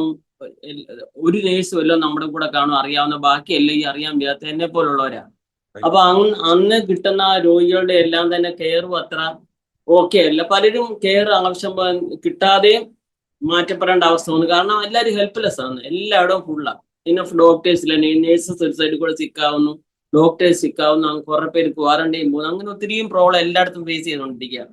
ഞങ്ങളും അപ്പൊ രാജാനെ അഡ്മിറ്റ് ചെയ്യുമ്പോൾ എൻ്റെ മനസ്സിലെ ആശങ്കകൾ ഒന്ന്, ഞാൻ എൻ്റെ എക്സ്പീരിയൻസ് കണ്ടേക്കുന്ന പല പേഷ്യന്റിനും വെയിറ്റ് ചെയ്തിട്ട് ലേറ്റ് ആയിട്ട് വെന്റിലേറ്റർ ഇടുന്നവരുടെ പൂവർ പ്രോഗ്നോസിസ് അവർ തിരിച്ചു വരുന്നത് ഞാൻ കണ്ടിട്ടില്ല. അപ്പൊ അതൊരു എൻ്റെ മനസ്സിലെ ആശങ്കയുണ്ട്. രണ്ടാമത് ഈ ഇട്ട് കഴിഞ്ഞാലും നമുക്കൊന്നും ഇവരുടെ പലരുടെയും പ്രോഗ്നോസിസ് കണ്ടുകൊണ്ടിരിക്കുന്നതിനകത്ത് ഒന്നും പ്രെഡിക്റ്റ് ചെയ്യാൻ പറ്റത്തില്ല. ഇന്ന് ഞാൻ കാണുന്ന പേഷ്യന്റ് നാളെ ആ ബെഡിൽ ചെല്ലുമ്പോൾ കാണത്തില്ല. അങ്ങനെ ഒത്തിരി വിഷയം കൂടെ നമ്മൾ ഫേസ് ചെയ്തുകൊണ്ടിരിക്കുക. രാജാനെ അഡ്മിറ്റ് ആയി ഡോക്ടർമാർ എന്നോട് നിനക്ക് നിന്റെ ഹസ്ബൻഡിനെ ഇങ്ങനെ ഇടാം വെന്റിലേറ്ററിൽ ആക്കുവാന്ന് പറയുമ്പം എനിക്കൊരു ആശ്വാസമുള്ളത്, ഇവര് ലേറ്റ് ആക്കിയില്ലോ. ഞാൻ മാനുഷികമായിട്ടുള്ള വിഷയം പറയുന്നത്, ലേറ്റ് ആക്കാതെ ആക്കുവാന്നല്ലോ വെന്റിലേറ്റർ. അപ്പൊ എനിക്കൊരു ആശ്വാസമായി. പക്ഷെങ്കിൽ അന്നേരം അല്ല എൻ്റെ മനസ്സിലൊരു കംഫോർട്ട്. ഞാൻ ചെയ്യുന്ന ദുബൈ ഹോസ്പിറ്റലിൽ എല്ലാ പേഷ്യൻസിനും ആ സമയത്ത് ഇഞ്ചക്ഷൻ റെംഡിസിവിർ, ഫ്ലാവിപിരാർ, ആ ട്രീറ്റ്മെന്റ് രണ്ടും കൊണ്ടുവരുമ്പോഴേ സ്റ്റാർട്ട് ചെയ്യുക. അതുപോലെ ഞാനും ചിന്തിക്കുന്ന അസ്തർ ഹോസ്പിറ്റലിൽ വെന്റിലേറ്ററിൽ ഇവർ ഇഞ്ചക്ഷൻ കൊടുത്തെന്നാണ്. ഇവര് പക്ഷേ ഈ രാജാൻ ഈ ഇഞ്ചക്ഷൻ കൊടുത്തില്ലെന്നുള്ള ഞാൻ അറിയുന്നേ ഇല്ല. ഡിസ്ചാർജ് ഒക്കെ ചെയ്ത് പിന്നെ ഞങ്ങൾ OPD ചെല്ലുമ്പോഴാണ് ഇവർ അറിയുന്നത്. അപ്പൊ അത്ര ഒരു കംഫർട്ട് എന്നെ മനസ്സിലായി, ട്രീറ്റ്മെന്റ് സ്റ്റാർട്ട് ചെയ്തല്ലോ. പിന്നെ പിന്നെ രാജാന്റെ ആ കണ്ടീഷൻ 2-3 ദിവസം ഇച്ചിരി പോലും ഇമ്പ്രൂവ് ആവുമല്ലാതെ വേഴ്സ് ആയിക്കൊണ്ടിരിക്കുക. അപ്പൊ വൈകിട്ടൊക്കെ അവിടെ ഇത്രയും പേഷ്യൻ്റ് ഉള്ളതുകൊണ്ട് ആർക്കും ഡോക്ടേഴ്സിനോട് സംസാരിക്കാനോ പോയി കാണാൻ പറ്റത്തില്ലല്ലോ. രാജാൻ കോവിഡ് പോസിറ്റീവാണ്, ന്യായമായിട്ട് എനിക്കും പോസിറ്റീവ്, അല്ലെങ്കിൽ ഞാൻ ക്വാറന്റൈനിൽ വിട്ടിരിക്കണം. വൈകിട്ട് ഒരു 7:30 ആകുമ്പോഴാണ് ഇവർ നമ്മളെ ഇങ്ങോട്ട് വിളിക്കുന്ന ടൈം. ഞാൻ 7:30 ആകുമ്പോൾ തൊട്ട് ഈ ഫോണിന്റെ മുമ്പിൽ ഇരിക്കുക, കോളിന് വേണ്ടി ഒന്നും ചെയ്യാതെ. അതേസമയം ഞങ്ങളുടെ ചർച്ചുകാരുടെ പ്രയർ ടൈം, എനിക്ക് ഈ പ്രയറിൻ്റെ അകത്ത് കയറണമെന്നുണ്ട്, പക്ഷെ ഈ കോള് എനിക്ക് അറ്റൻഡ് ചെയ്യണോണ്ട് ഞാൻ ഈ പല ദിവസവും വെയിറ്റ് ചെയ്യും. എനിക്ക് ലാസ്റ്റ് നിരാശയാവും. ഞാൻ പ്രയറിൻ്റെ അകത്തും കയറിയില്ല, എനിക്ക് കോളും കിട്ടിയില്ല. എന്നിട്ട് പിന്നെ ഞാൻ PR വിളിക്കും, ഇവരെയൊക്കെ വിളിച്ചു കഴിയുമ്പോൾ ആരെയും എന്നെ വിളിച്ചൊന്ന് സംസാരിക്കും. പിന്നെ എനിക്ക് മനസ്സിലാവുന്നത് ഈ വിളിക്കുന്നവർ, നമ്മളോട് സംസാരിക്കുന്നവർ അവിടെ നേരത്തെ ഡോക്ടേഴ്സ് അല്ല, അവർക്ക് പറ്റത്തില്ല. അവരൊരാളെ ഏൽപ്പിച്ചേക്കോ അത്യാവശ്യ റിപ്പോർട്ട് കൊടുത്ത് അവിടുത്തെ PROമാരെ വിളിക്കുന്നത്. അവർക്ക് ഈ മെഡിക്കൽ കാര്യമൊന്നും അത്രയും നമ്മളോട് ഡീൽ ചെയ്ത് പറയാൻ അറിയത്തില്ല. സാധാരണക്കാരോട് അവരെന്തെങ്കിലും ഒന്ന് പറഞ്ഞ് കണ്ടീഷൻ ഇമ്പ്രൂവ് ആണ് എന്തെങ്കിലും പറഞ്ഞങ്ങ് വെക്കും. എനിക്ക് ഈ മെഡിക്കൽ കാര്യങ്ങൾ വെച്ചാൽ അറിയാവുന്നതുകൊണ്ട് ഞാൻ ഉടനെ വെന്റിലേറ്റർ സെറ്റിംഗ് എങ്ങനെയാണെന്നൊക്കെ അങ്ങോട്ടൊന്ന് ചോദിക്കും. കാരണം പേഷ്യന്റ് സ്പോണ്ടേനിയസ് ബ്രീത്തിങ്ങോ കാര്യമോ എത്ര ഇമ്പ്രൂവ് ആയെന്ന് അറിയാനുള്ള ആൻഷ്യസിലായി ചോദിക്കുന്നത്. ഫുൾ വെന്റിലേറ്റർ സപ്പോർട്ടാണ്, എത്ര ഇമ്പ്രൂവ് ആയി, നമ്മൾ കാണുന്ന എക്സ്പീരിയൻസ് വെച്ചാണല്ലോ ഈ അസസ് ചെയ്യുന്നത്. അന്നേരം ഇവര് എന്നോട് സംസാരിക്കുന്ന അങ്ങ് മാറ്റി നീട്ടി വെക്കും. എനിക്ക് ഇൻഫർമേഷൻ കിട്ടത്തില്ല. അതേ സമയത്ത് തന്നെ എൻ്റെ കസിൻ ഉള്ളത് കൊണ്ട് അവൻ വിവരം അറിയുന്നുണ്ട്. അവൻ നാട്ടിലൊക്കെ വിളിച്ച് പറഞ്ഞുകൊണ്ട് ഒത്തിരി ക്രിട്ടിക്കൽ, ആളിനെ കിട്ടുന്ന രീതിയിലല്ല ആരുടെയും ഇടപെടുന്നത്. അപ്പൊ എനിക്കിത് അറിയത്തില്ല. അതുകൊണ്ട് ഒരു കണക്കിന് എനിക്ക് ആശ്വാസം ഉണ്ടോ എന്ന് ചോദിച്ചാൽ ആശ്വാസമുണ്ട്. എന്നാൽ ഒത്തിരി അങ്ങ് ഓവർ ആൻഷ്യസ് ആയില്ല. ഞാനത് എന്താണെന്ന് എനിക്ക് അറിയത്തില്ല. ആ സമയത്ത് ഞാൻ ബൈബിളിലെ കുത്തിയിരുന്ന് വായിക്കുന്നതിന്റെ ചില വാക്യങ്ങളെ, ചില പാട്ടിന്റെ വരികളെ, അങ്ങനെയൊക്കെ എൻ്റെ ഹൃദയത്തിൽ ഇങ്ങനെ വരും. ഒരുമാതിരി ആശ്വാസമായി ഇങ്ങനെയൊക്കെ ഞാനങ്ങ് നടക്കും. ഒരു കുത്തിയിരുന്ന് കണ്ണുനീരോടെ ഒന്ന് പ്രാർത്ഥിച്ചൊന്നും എനിക്ക് ഓർമ്മയില്ല. എല്ലാ ദിവസവും രാവിലെ അന്ന് എനിക്ക് ദൈവം കരുതുന്ന കരുതലുകളെ, എനിക്ക് കോവിഡ് പോസിറ്റീവായി, പക്ഷെ എനിക്കൊരു സിംറ്റവും ഇല്ല. ഒരാഴ്ചന് കോവിഡ് വന്നു കഴിഞ്ഞാൽ അന്നത്തെ വെച്ച് നമുക്ക് പോസിറ്റീവാണ്, കൂടെയുള്ള എക്സ്പോസ് ആയാൽ അടുത്ത 5 ദിവസം കഴിഞ്ഞാൽ ടെസ്റ്റ് ചെയ്യേണ്ട. അപ്പൊ എൻ്റെ അങ്ങനെ ടെസ്റ്റ് ചെയ്യാൻ ഹോസ്പിറ്റലിൽ നിന്ന് എന്നെ വിളിച്ചു. ഞാൻ പോയി കൊടുത്തു. എൻ്റെ റിപ്പോർട്ട് വന്നപ്പോൾ OPD സ്റ്റാഫ് മൊത്തം കരയുക. എൻ്റെ അവിടുത്തെ OPD ഇൻചാർജ് എന്നെ ആഫ്റ്റർനൂൺ വിളിച്ചിട്ട് പറഞ്ഞു, ഇപ്പൊ ഇവിടെ വരണം. ഞാൻ ചോദിച്ചു എന്തോ പറ്റി, നിന്റെ റിപ്പോർട്ട് പോകും, നിന്നെ ഞങ്ങൾ വീട്ടിൽ ഇരുന്നിട്ട്. ഞാൻ പറഞ്ഞു ഞാൻ വെരി ഓക്കെ, എനിക്കൊരു പ്രശ്നവും ഇല്ല. പക്ഷെ ഇല്ല, നിന്റെ X-ray എല്ലാം എടുക്കണം. എന്നെ നിർബന്ധിച്ച് വിളിച്ച് ഞാനൊരു ടാക്സി, എനിക്കൊരു പരിചയമില്ല. ആ കോവിഡ് സമയത്ത് ഒരു ടാക്സിയും പിടിച്ച് ഞാൻ അവിടെ ചെന്നു. എൻ്റെ X-rayയും ബ്ലഡും എല്ലാം ചെയ്ത് ഞാൻ ഓക്കെയാ. അതിൻ്റെ ഇടയ്ക്ക് ഞങ്ങളുടെ ചർച്ചുകാരെന്നെ വിളിക്കുന്നു, ആശ്വസിപ്പിക്കുന്നുണ്ട്. ഞങ്ങളുടെ പാസ്റ്റർ വേണ്ടി വീട്ടിൽ വരാമെന്ന് പറയുന്നുണ്ട്. ഞാൻ പറഞ്ഞ ആരും വരണ്ട, കാരണം നമ്മുടെ കരുതൽ ആർക്കും ഒന്നും അവരുടെ കയ്യിൽ നിന്ന് ബുദ്ധിമുട്ടുണ്ടാവരുതേ. ഞങ്ങളുടെ വാച്ച്മാൻ നല്ല പയ്യനായിരുന്നു, ഒരു കണ്ണാടക്കാരനാ. അവൻ എനിക്ക് വേണ്ടുന്ന സാധനം വാങ്ങിച്ചുകൊണ്ട് തന്നേച്ച് ഞാൻ കഥ വെച്ചാൽ മതി എന്ന് പറഞ്ഞാൽ അവൻ എൻ്റെ മുഖം കണ്ടിട്ടേ പോകത്തുള്ളൂ. ഞാൻ കഥ തുറന്ന് അവൻ്റെ സാധനം വാങ്ങിച്ചു കഴിയുമ്പോൾ അവൻ പോകത്തുള്ളൂ. അപ്പൊ ഞാൻ ഇതിന്റെ ഇടയ്ക്ക് പറയുന്ന ഇതൊക്കെ ദൈവം നമ്മളോട് ചെയ്യുന്ന ചില കരുതലുകൾ പറയുക. അങ്ങനെ എല്ലാവരും വിളിക്കുന്നൊക്കെ ഉണ്ടെങ്കിലും എല്ലാവരുടെയും മനസ്സിൽ രാജാനെ ഇനിയും കിട്ടുമെന്നൊരു ആശയോടുള്ള പ്രാർത്ഥിക്കുന്നുണ്ട് ചർച്ച. അങ്ങനെ ഒരു ദിവസം ഞാൻ എല്ലാ ദിവസവും എൻ്റെ ഒരു ആശ്വാസം പറഞ്ഞ പാസ്റ്റർ, രാവിലെ 5 മണിയാകുമ്പം എനിക്ക് ഡൽഹിയിലുള്ള എൻ്റെ അനിയത്തിയുമായിട്ട് കോണ്ടാക്ട് ഉള്ള ഒരു പാസ്റ്റർ ഉണ്ട്, പാസ്റ്റർ എബ്ര. ഞാൻ ഒരിക്കലും അത് മറക്കത്തില്ല. 5 മണിക്ക് രാവിലെ ഇദ്ദേഹം ഒരു പാട്ടും ഒരു പ്രാർത്ഥനയുമായിട്ട് എനിക്ക് വിടും. അപ്പൊ എനിക്ക് ക്ഷീണമുണ്ട്, കാരണം രാത്രി ശരിക്കും ഉറങ്ങുന്നില്ല. പക്ഷെ ഇത് കേൾക്കുമ്പോൾ ദൈവം ഇവര് പ്രാർത്ഥിക്കുക, പാസ്റ്റർ എന്നിട്ട് അങ്ങനെ വിടുവല്ല, അവര് പ്രാർത്ഥിക്കുന്ന സമയത്ത് റെക്കോർഡ് ചെയ്തുകൊണ്ട് എന്നെ വിടുക. അപ്പൊ ഞാൻ ആ കൂട്ടത്തിൽ എണീറ്റിരുന്ന് ഇവരുടെ കൂടെ ഈ പ്രാർത്ഥനയ്ക്ക് അത് സംബന്ധിക്കും. അതുപോലെ എൻ്റെ ഡൽഹിയിലുള്ള അനിയത്തിയുടെ അനിയൻ ഒരു പാസ്റ്റർ, ദുബൈയില്, അദ്ദേഹം കമ്പനി നടത്തിയ പാസ്റ്റർ. ഇദ്ദേഹം ഇന്നും എനിക്കൊരു പ്രാർത്ഥന വിടും, 2 പുള്ളി എഴുതിയ പാട്ടുകളുടെ വരിയും. ഇതൊക്കെ എനിക്ക് അന്ന് ആശ്വാസമാണ്. പിന്നെ ഞാൻ പറഞ്ഞില്ലേ, ചില വാക്യങ്ങൾ നമ്മൾ ബൈബിളിലെ ഓർക്കും. മരണത്തിനായി നിയോഗിക്കപ്പെട്ടവരെ നീ വിടിവിക്കുന്നല്ലോ എന്നൊക്കെ പറഞ്ഞ് സങ്കീർത്തനത്തിൽ 29 വാക്യം ഉണ്ടല്ലോ, അതെ. അങ്ങനെ ചില വാക്യങ്ങള്, അനവധി കഷ്ടങ്ങൾ ഞങ്ങളെ കാണുമാറാക്കിയവനെ നീ വീണ്ടും ജീവിപ്പിക്കുകയില്ലയോ. അപ്പൊ എൻ്റെ അമ്മ എന്നെ വിളിക്കുമ്പോൾ എന്നെ ആശ്വസിപ്പിക്കുന്നേടി, നീ മരണത്തിൽ നിന്നെ ദൈവം വിടുവിച്ചതല്ലേ, അങ്ങനെ ഓരോ നിന്നോട് പറഞ്ഞ് ആശ്വസിപ്പിക്കുന്നുണ്ട്. ഒരു ദിവസം രാവിലെ എനിക്ക് തോന്നുന്നു രാഴ്ച ക്രിട്ടിക്കലായി സമയത്തായിരിക്കാം, എനിക്ക് ഓർമ്മയില്ല ഡേറ്റ്. ഞാൻ ഈ പാട്ട് പാസ്റ്റർ അറിയായിരിക്കും, നമ്മുടെ OM രാജൻകുട്ടി പാസ്റ്ററിന്റെ പാട്ടാണ്, നന്മ പ്രാപിക്കും തിന്മ തൊടുകയില്ല എന്നുള്ളത്. എനിക്കറിയത്തില്ല ഇദ്ദേഹം എഴുതിയ പാട്ടാന്ന് എനിക്കറിയത്തില്ല. ആക്ച്വലി ഈ കരിമ്പ്ലാവ് കൺവെൻഷൻകാരുടെ മിക്ക പാട്ടുകളും എനിക്ക് ഭയങ്കര ഇഷ്ടമാണ്. ഞാനിത് യൂട്യൂബിൽ ഇരുമ്പോഴേ അങ്ങ് പഠിക്കും ഈ പാട്ട് പലപ്പോഴും കേൾക്കുമ്പോൾ ഈ നന്മ പ്രാപിക്കുമ്പോൾ തുടങ്ങുന്നതുകൊണ്ട് എൻ്റെ വിചാരിച്ച് കുറെ ബ്ലെസ്സിങ്ങിന്റെ ലിസ്റ്റ് ആണെന്ന് വെച്ചുകൊണ്ട് ഞാൻ ഈ പാട്ട് ശ്രദ്ധിച്ചിട്ടില്ല. ട്യൂൺ മാത്രം ഇങ്ങനെ എപ്പോഴും എൻ്റെ മനസ്സിൽ കിടപ്പുണ്ട്. ഈ ലൈൻ എൻ്റെ ഹൃദയത്തിൽ ഇങ്ങനെ വരുക: നിന്റെ പ്രാണനെ ശത്രു തൊടുകയില്ല, ജീവഭാണ്ഡത്തിൽ അതു ഭദ്രമത്രേ. ആ ലൈൻ ഇങ്ങനെ എൻ്റെ ഹൃദയത്തിൽ ഇങ്ങനെ കേട്ടോണ്ട് കിടക്കുക. അപ്പൊ ഞാൻ എണീറ്റ് കഴിഞ്ഞേച്ച് ഈ പാട്ട് ചെക്ക് ചെയ്യാൻ വേണ്ടി ഇട്ടപ്പോ അന്നേരം മർക്കോസ് പാടുന്നതാണ്, കരിമ്പ്ലാവനശക്കാർ പാടുന്നത് മർക്കോസ് പാടുന്നതാണ് ഞാൻ കേൾക്കുന്നത്. ഞാൻ അതിന്റെ ലൈൻ എല്ലാം ശ്രദ്ധിച്ചപ്പോൾ ഇത് മൊത്തം കർത്താവേ വചനത്തിലെ വാക്യം കൊണ്ട് എഴുതിയേക്കുക. സാംസ് 37:91, യശയാവ്, പലയിടത്തും കോട്ട് ചെയ്ത വാക്കുകളാണ്. അതിന്റെ പിറ്റേ ദിവസം തന്നെ ഈ പാട്ട് ഞാൻ പഠിച്ചു, അതിന്റെ ലൈൻ മൊത്തം അങ്ങ് പഠിച്ചു. അപ്പൊ എന്റെ അമ്മയ്ക്ക് വിഷമമാണല്ലോ എന്നോർത്തുകൊണ്ട് ഞാൻ ഈ പാട്ട് ഇത്രയും പ്രശ്നമുള്ളപ്പോൾ റെക്കോർഡ് ചെയ്ത് പാട്ട് എൻ്റെ അമ്മയ്ക്ക് അയച്ചു കൊടുത്തു. അത് കഴിഞ്ഞപ്പോൾ എൻ്റെ അനിയത്തിമാരൊക്കെ ഡിസ്കസ് ചെയ്യുമ്പോൾ അവര് പറയുന്നത്, ജെസിമാമ ഈ പാട്ടൊക്കെ പാടി ആശ്വസിച്ചിരിക്കുക, പാവത്തിന് അറിയത്തില്ലല്ലോ ഇങ്ങനെയൊക്കെയാ അവിടെ സംഭവിക്കുന്നതെന്ന്. അപ്പം എല്ലാവരും ഒരു നെഗറ്റീവ് ഇതിലാണ് ഇരിക്കുന്നത്. അങ്ങനെ പാസ്റ്റേ ദിവസങ്ങൾ കടന്നുപോയി. ഒരു ദിവസം ഈ ഒരു 3-4 ദിവസമായപ്പോൾ ഇമ്പ്രൂവ് ആയില്ല. ആളിന്റെ ലങ്സ് 95% വർക്കിംഗ് അല്ല, 5% വർക്കിംഗ് ഉള്ളതെന്ന് പറഞ്ഞുകൊണ്ട് ഞങ്ങളെ ചർച്ചിലെ ഒരു ബ്രദർ ഷൈജുവിനെ ഹോസ്പിറ്റലുകാർ എന്നെ വിളിക്കാതെ അദ്ദേഹത്തിന്റെ കോണ്ടാക്ട് വിളിച്ചിട്ട് പറഞ്ഞു, ഇങ്ങനെ നിങ്ങളുടെ രോഗി ക്രിട്ടിക്കലാന്ന് വിളിച്ചു പറഞ്ഞപ്പം ബ്രദർ പെട്ടെന്ന് ചർച്ചിലോട്ട് ഞങ്ങളുടെ കൊയർ മാസ്റ്റർ ബ്രദറിനെ വിളിച്ചു പറഞ്ഞു. അവരെല്ലാവരും ഷോൾ ബ്രദറിനെ വിളിച്ചു പറഞ്ഞു. അദ്ദേഹം എല്ലാവരെയും വിളിച്ചുണർത്തി. രാത്രി 1:30 ആയപ്പം എല്ലാവരും കൂടെ പ്രാർത്ഥിക്കാനിരുന്നു. ആ സമയങ്ങളിൽ ഞാൻ വിഷയം അറിയാതിരിക്കാനായിട്ട് ഇവരെ എന്നെയും രാജാന്റെയും പേര് മാറ്റി, ഇതിൽ നിന്ന് മാറ്റി. ഈ സമയത്ത് ഈ ബ്രദർ, അതൊരു വലിയ വൈസ് കാര്യമാണ് ആ ബ്രദർ ചെയ്തത്. പുള്ളിക്കാരന്റെ വീട് ദുബൈ തന്നെ ആയതുകൊണ്ട് അദ്ദേഹം ഓടിച്ചെന്ന്, എന്നാലും ആ സമയത്തൊക്കെ ചെയ്യാൻ അതുപോലെ ഹൃദയമുള്ള ഒരാളുമാണ് ഈ ബ്രദർ. പുള്ളി ഓടിച്ചെന്ന് ഹോസ്പിറ്റലിലെ എങ്ങനെയാ കോവിഡ് വാർഡ് ആയതുകൊണ്ട് ഒരു കാരണവശാലും കയറാൻ പറ്റത്തില്ല. അപ്പൊ അവിടെ വർക്ക് ചെയ്യുന്ന വേറെ സ്റ്റാഫ്സിന് ഇദ്ദേഹത്തിന് അറിയാം, IT-ലൊക്കെ. അത് പിള്ളേർ പറഞ്ഞു കൊടുത്തു, മുകളിലത്തെ ഫ്ലോറിൽ ചെന്നിട്ട് അവിടുത്തെ സ്റ്റെപ്പ് ഓടി ഇറങ്ങി വരാൻ പറഞ്ഞു. അങ്ങനെ പുള്ളിക്കാരൻ 7ാം നില ചെന്നിട്ട് സ്റ്റെപ്പ് ഓടി ഇറങ്ങി ICU 2nd ഫ്ലോറിൽ വന്നിട്ട് ICUവിന്റെ ബെല്ലടിച്ചിട്ട് ഡോക്ടർ പുറത്തു വന്നു. ഡോക്ടറോട് പറഞ്ഞു, എത്ര രൂപയുടെ മെഡിസിനോ ട്രീറ്റ്മെന്റ് ആണേലും ഈ രോഗിക്ക് കൊടുക്കണം, എൻ്റെ ID വെച്ചെന്ന് പറഞ്ഞ പുള്ളിക്കാരൻ ഈ ഷൈജുവാർ ഒരു കമ്പനിയുടെ ഒരു മാനേജർ. അങ്ങനെ കൊടുത്തിട്ട് പോയിട്ട് പറഞ്ഞു, ഞാൻ എന്ത് വേണേലും ചെയ്യാൻ റെഡിയാ, നിങ്ങൾ ഒരു കാരണവശാലും അതിന്റെ പേരിൽ ഈ രോഗിക്ക് ട്രീറ്റ്മെന്റ് കുറയ്ക്കരുതെന്ന് പറഞ്ഞു. അത് കഴിയുമ്പോഴാണ് ഞാൻ അറിയും ഇവർ അന്നാണ് രാജാന്റെ ഈ ഇഞ്ചക്ഷൻ കൊടുക്കുന്നത്. കാരണം ഇൻഷുറൻസിന് വേണ്ടി ഇൻഷുറൻസ് അപ്രൂവൽ ആയാലും അതിനുവേണ്ടി വെയിറ്റ് ചെയ്യുക. ഇത് ഡോക്ടേഴ്സ് ഓർഡർ ഇട്ടിട്ട് പോയെങ്കിലും നേഴ്സസിന് ഈ ഇൻഷുറൻസിൽ നിന്ന് അപ്രൂവൽ വന്നു കഴിഞ്ഞാൽ മെഡിസിൻ തരുവാൻ പറ്റത്തുള്ളൂ. അപ്പൊ ഈ മെഡിസിന് ഇൻഷുറൻസ് അപ്രൂവൽ വരാൻ ലേറ്റ് ആയതുകൊണ്ടാണ് എനിക്ക് ഇഞ്ചക്ഷൻ ലേറ്റ് ആയത്. അങ്ങനെ ഇരിക്കുമ്പോഴാണ് ഈ ബ്രദർ എന്നിട്ട് പറയുന്നത്, എത്ര പണം ചെലവായെന്ന് വന്നാലും ഞാൻ പേ ചെയ്തുകൊള്ളാം, അദ്ദേഹത്തിന് ട്രീറ്റ്മെന്റ് ഒന്നും മുടക്കരുതെന്ന് പറഞ്ഞ് അങ്ങനെയാണ് അവർ ഇഞ്ചക്ഷൻ സ്റ്റാർട്ട് ചെയ്യുന്നത്. ഇഞ്ചക്ഷൻ സ്റ്റാർട്ട് ചെയ്ത് ഞാൻ പിന്നീട് ഇവർ പറഞ്ഞുള്ള അറിവാണ്, എനിക്ക് അന്നേരം ബോധമൊന്നും ഇല്ലല്ലോ. 4ാമത്തെ ഇഞ്ചക്ഷൻ തന്നു കഴിഞ്ഞപ്പോഴത്തേക്ക് എനിക്ക് ഏകദേശം എൻ്റെ ബോഡി റെസ്പോണ്ട് ചെയ്യാൻ തുടങ്ങി.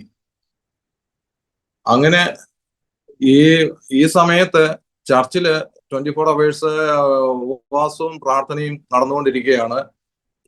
എന്നെ കൂടാതെ ഞങ്ങളുടെ ചർച്ചിലെ 1-2 സഹോദരന്മാര് ചിലർ ഹോസ്പിറ്റലൈസ് ആകാൻ പറ്റാതെ വീട്ടിൽ ഇതുപോലെ ട്രീറ്റ്മെന്റ് ചെയ്തുകൊണ്ടിരിക്കുന്നു.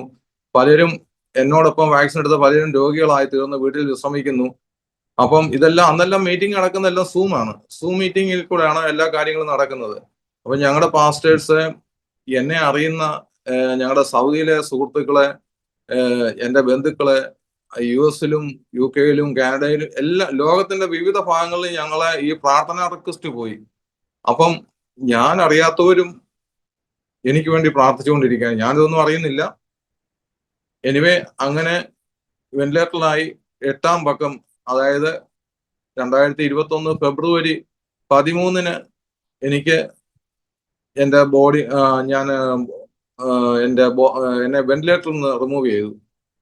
അപ്പം അതിന്റെ തലേന്ന് ഞാനിങ്ങനെ അല്പം ഉള്ളിൽ ബോധം വന്നിട്ട്, എനിക്ക് ഇതിനിടയ്ക്ക് സംഭവിക്കുന്ന അല്പമൊക്കെ ഞാൻ ഒരു ഉള്ളിൽ ബോധം വരുന്നുണ്ട്. എൻ്റെ കൈക്ക് അവര് ഇത് ഇട്ടിട്ടുണ്ട്, ഈ പ്രഷർ അളക്കാനുള്ള BP മോണിറ്റർ ഘടിപ്പിച്ചിട്ടുണ്ട്. ഇത് ടൈറ്റ് ആകുമ്പം എനിക്ക് അതിഭയങ്കരമായ വേദന ഉണ്ടാകും. പക്ഷെ ഈ വേദന അവിടെ നിൽക്കുന്ന നേഴ്സസിനോ ഡോക്ടേഴ്സിനോ എനിക്ക് പറയാനും പറ്റുന്നില്ല, ഞാൻ അബോധാവസ്ഥയിലല്ലേ. പക്ഷേ ഞാൻ കിടന്ന് ഞരങ്ങുകയും ഉള്ളിൽ കടന്ന് കരയുകയും ഒക്കെ ചെയ്യുന്നുണ്ടെങ്കിലും അവർക്ക് ഇതൊന്നും മനസ്സിലാകുന്നില്ല, നമുക്ക് സംസാരിക്കാൻ പറ്റുന്നില്ലല്ലോ. അങ്ങനെ 13 ആയപ്പം എനിക്കറിയാം, എനിക്കൊരു ചെറിയ ഓർമ്മ വന്നപ്പം ഞാൻ ഇങ്ങനെ കിടന്ന് ശരീരം വിട്ട് മൂവ് ചെയ്യാൻ തുടങ്ങിയപ്പം എന്നോട് ആരോ വന്നിട്ട് ചെവിയിൽ പറയുന്നുണ്ട്, ഒരു ദിവസം കൂടെ വെയിറ്റ് ചെയ്യണം, നാളെ ഈ വെന്റിലേറ്ററിൽ നിന്ന് മാറ്റും, അപ്പം വേദനയൊക്കെ ഒന്ന് കുറയും. അങ്ങനെ എന്നെ ഒന്ന് ആശ്വസിപ്പിക്കുന്നു. പക്ഷെ എന്റെ ചെവിയിൽ ആരോ മന്ത്രിക്കുന്നത് കേൾക്കാം, ആരാണെന്നോ എന്താണെന്നൊന്നും എനിക്കറിയത്തില്ല. അങ്ങനെ പിറ്റേന്ന് ഫെബ്രുവരി 14 ഞാൻ അല്ലാതെ ആ വെന്റിലേറ്ററിൽ കിടന്ന സമയത്ത് ഒരു ഓർമ്മയോ ഒന്നുമില്ലല്ലേ? വെന്റിലേറ്ററിൽ കിടക്കുമ്പോൾ മയക്കാനായിട്ട് കൊടുക്കും. നമുക്ക് എന്റെ ഇവിടുത്തെ ഈ വെന്റിലേറ്ററിൽ കിടന്നതിന്റെ പാടുകളാണ് ഈ ഇവിടെ ഉള്ളതും, ഈ നെറ്റിക്ക് പാടും. അതുപോലെ കമത്തിയാ തന്നെ കിടക്കുന്നത്. നമ്മളെ ഈ വെന്റിലേറ്ററോടെ കോവിഡ് പേഷ്യന്റ് എല്ലാം ഒന്ന് കമത്തിയായിരുന്നു കിടക്കുന്നത്.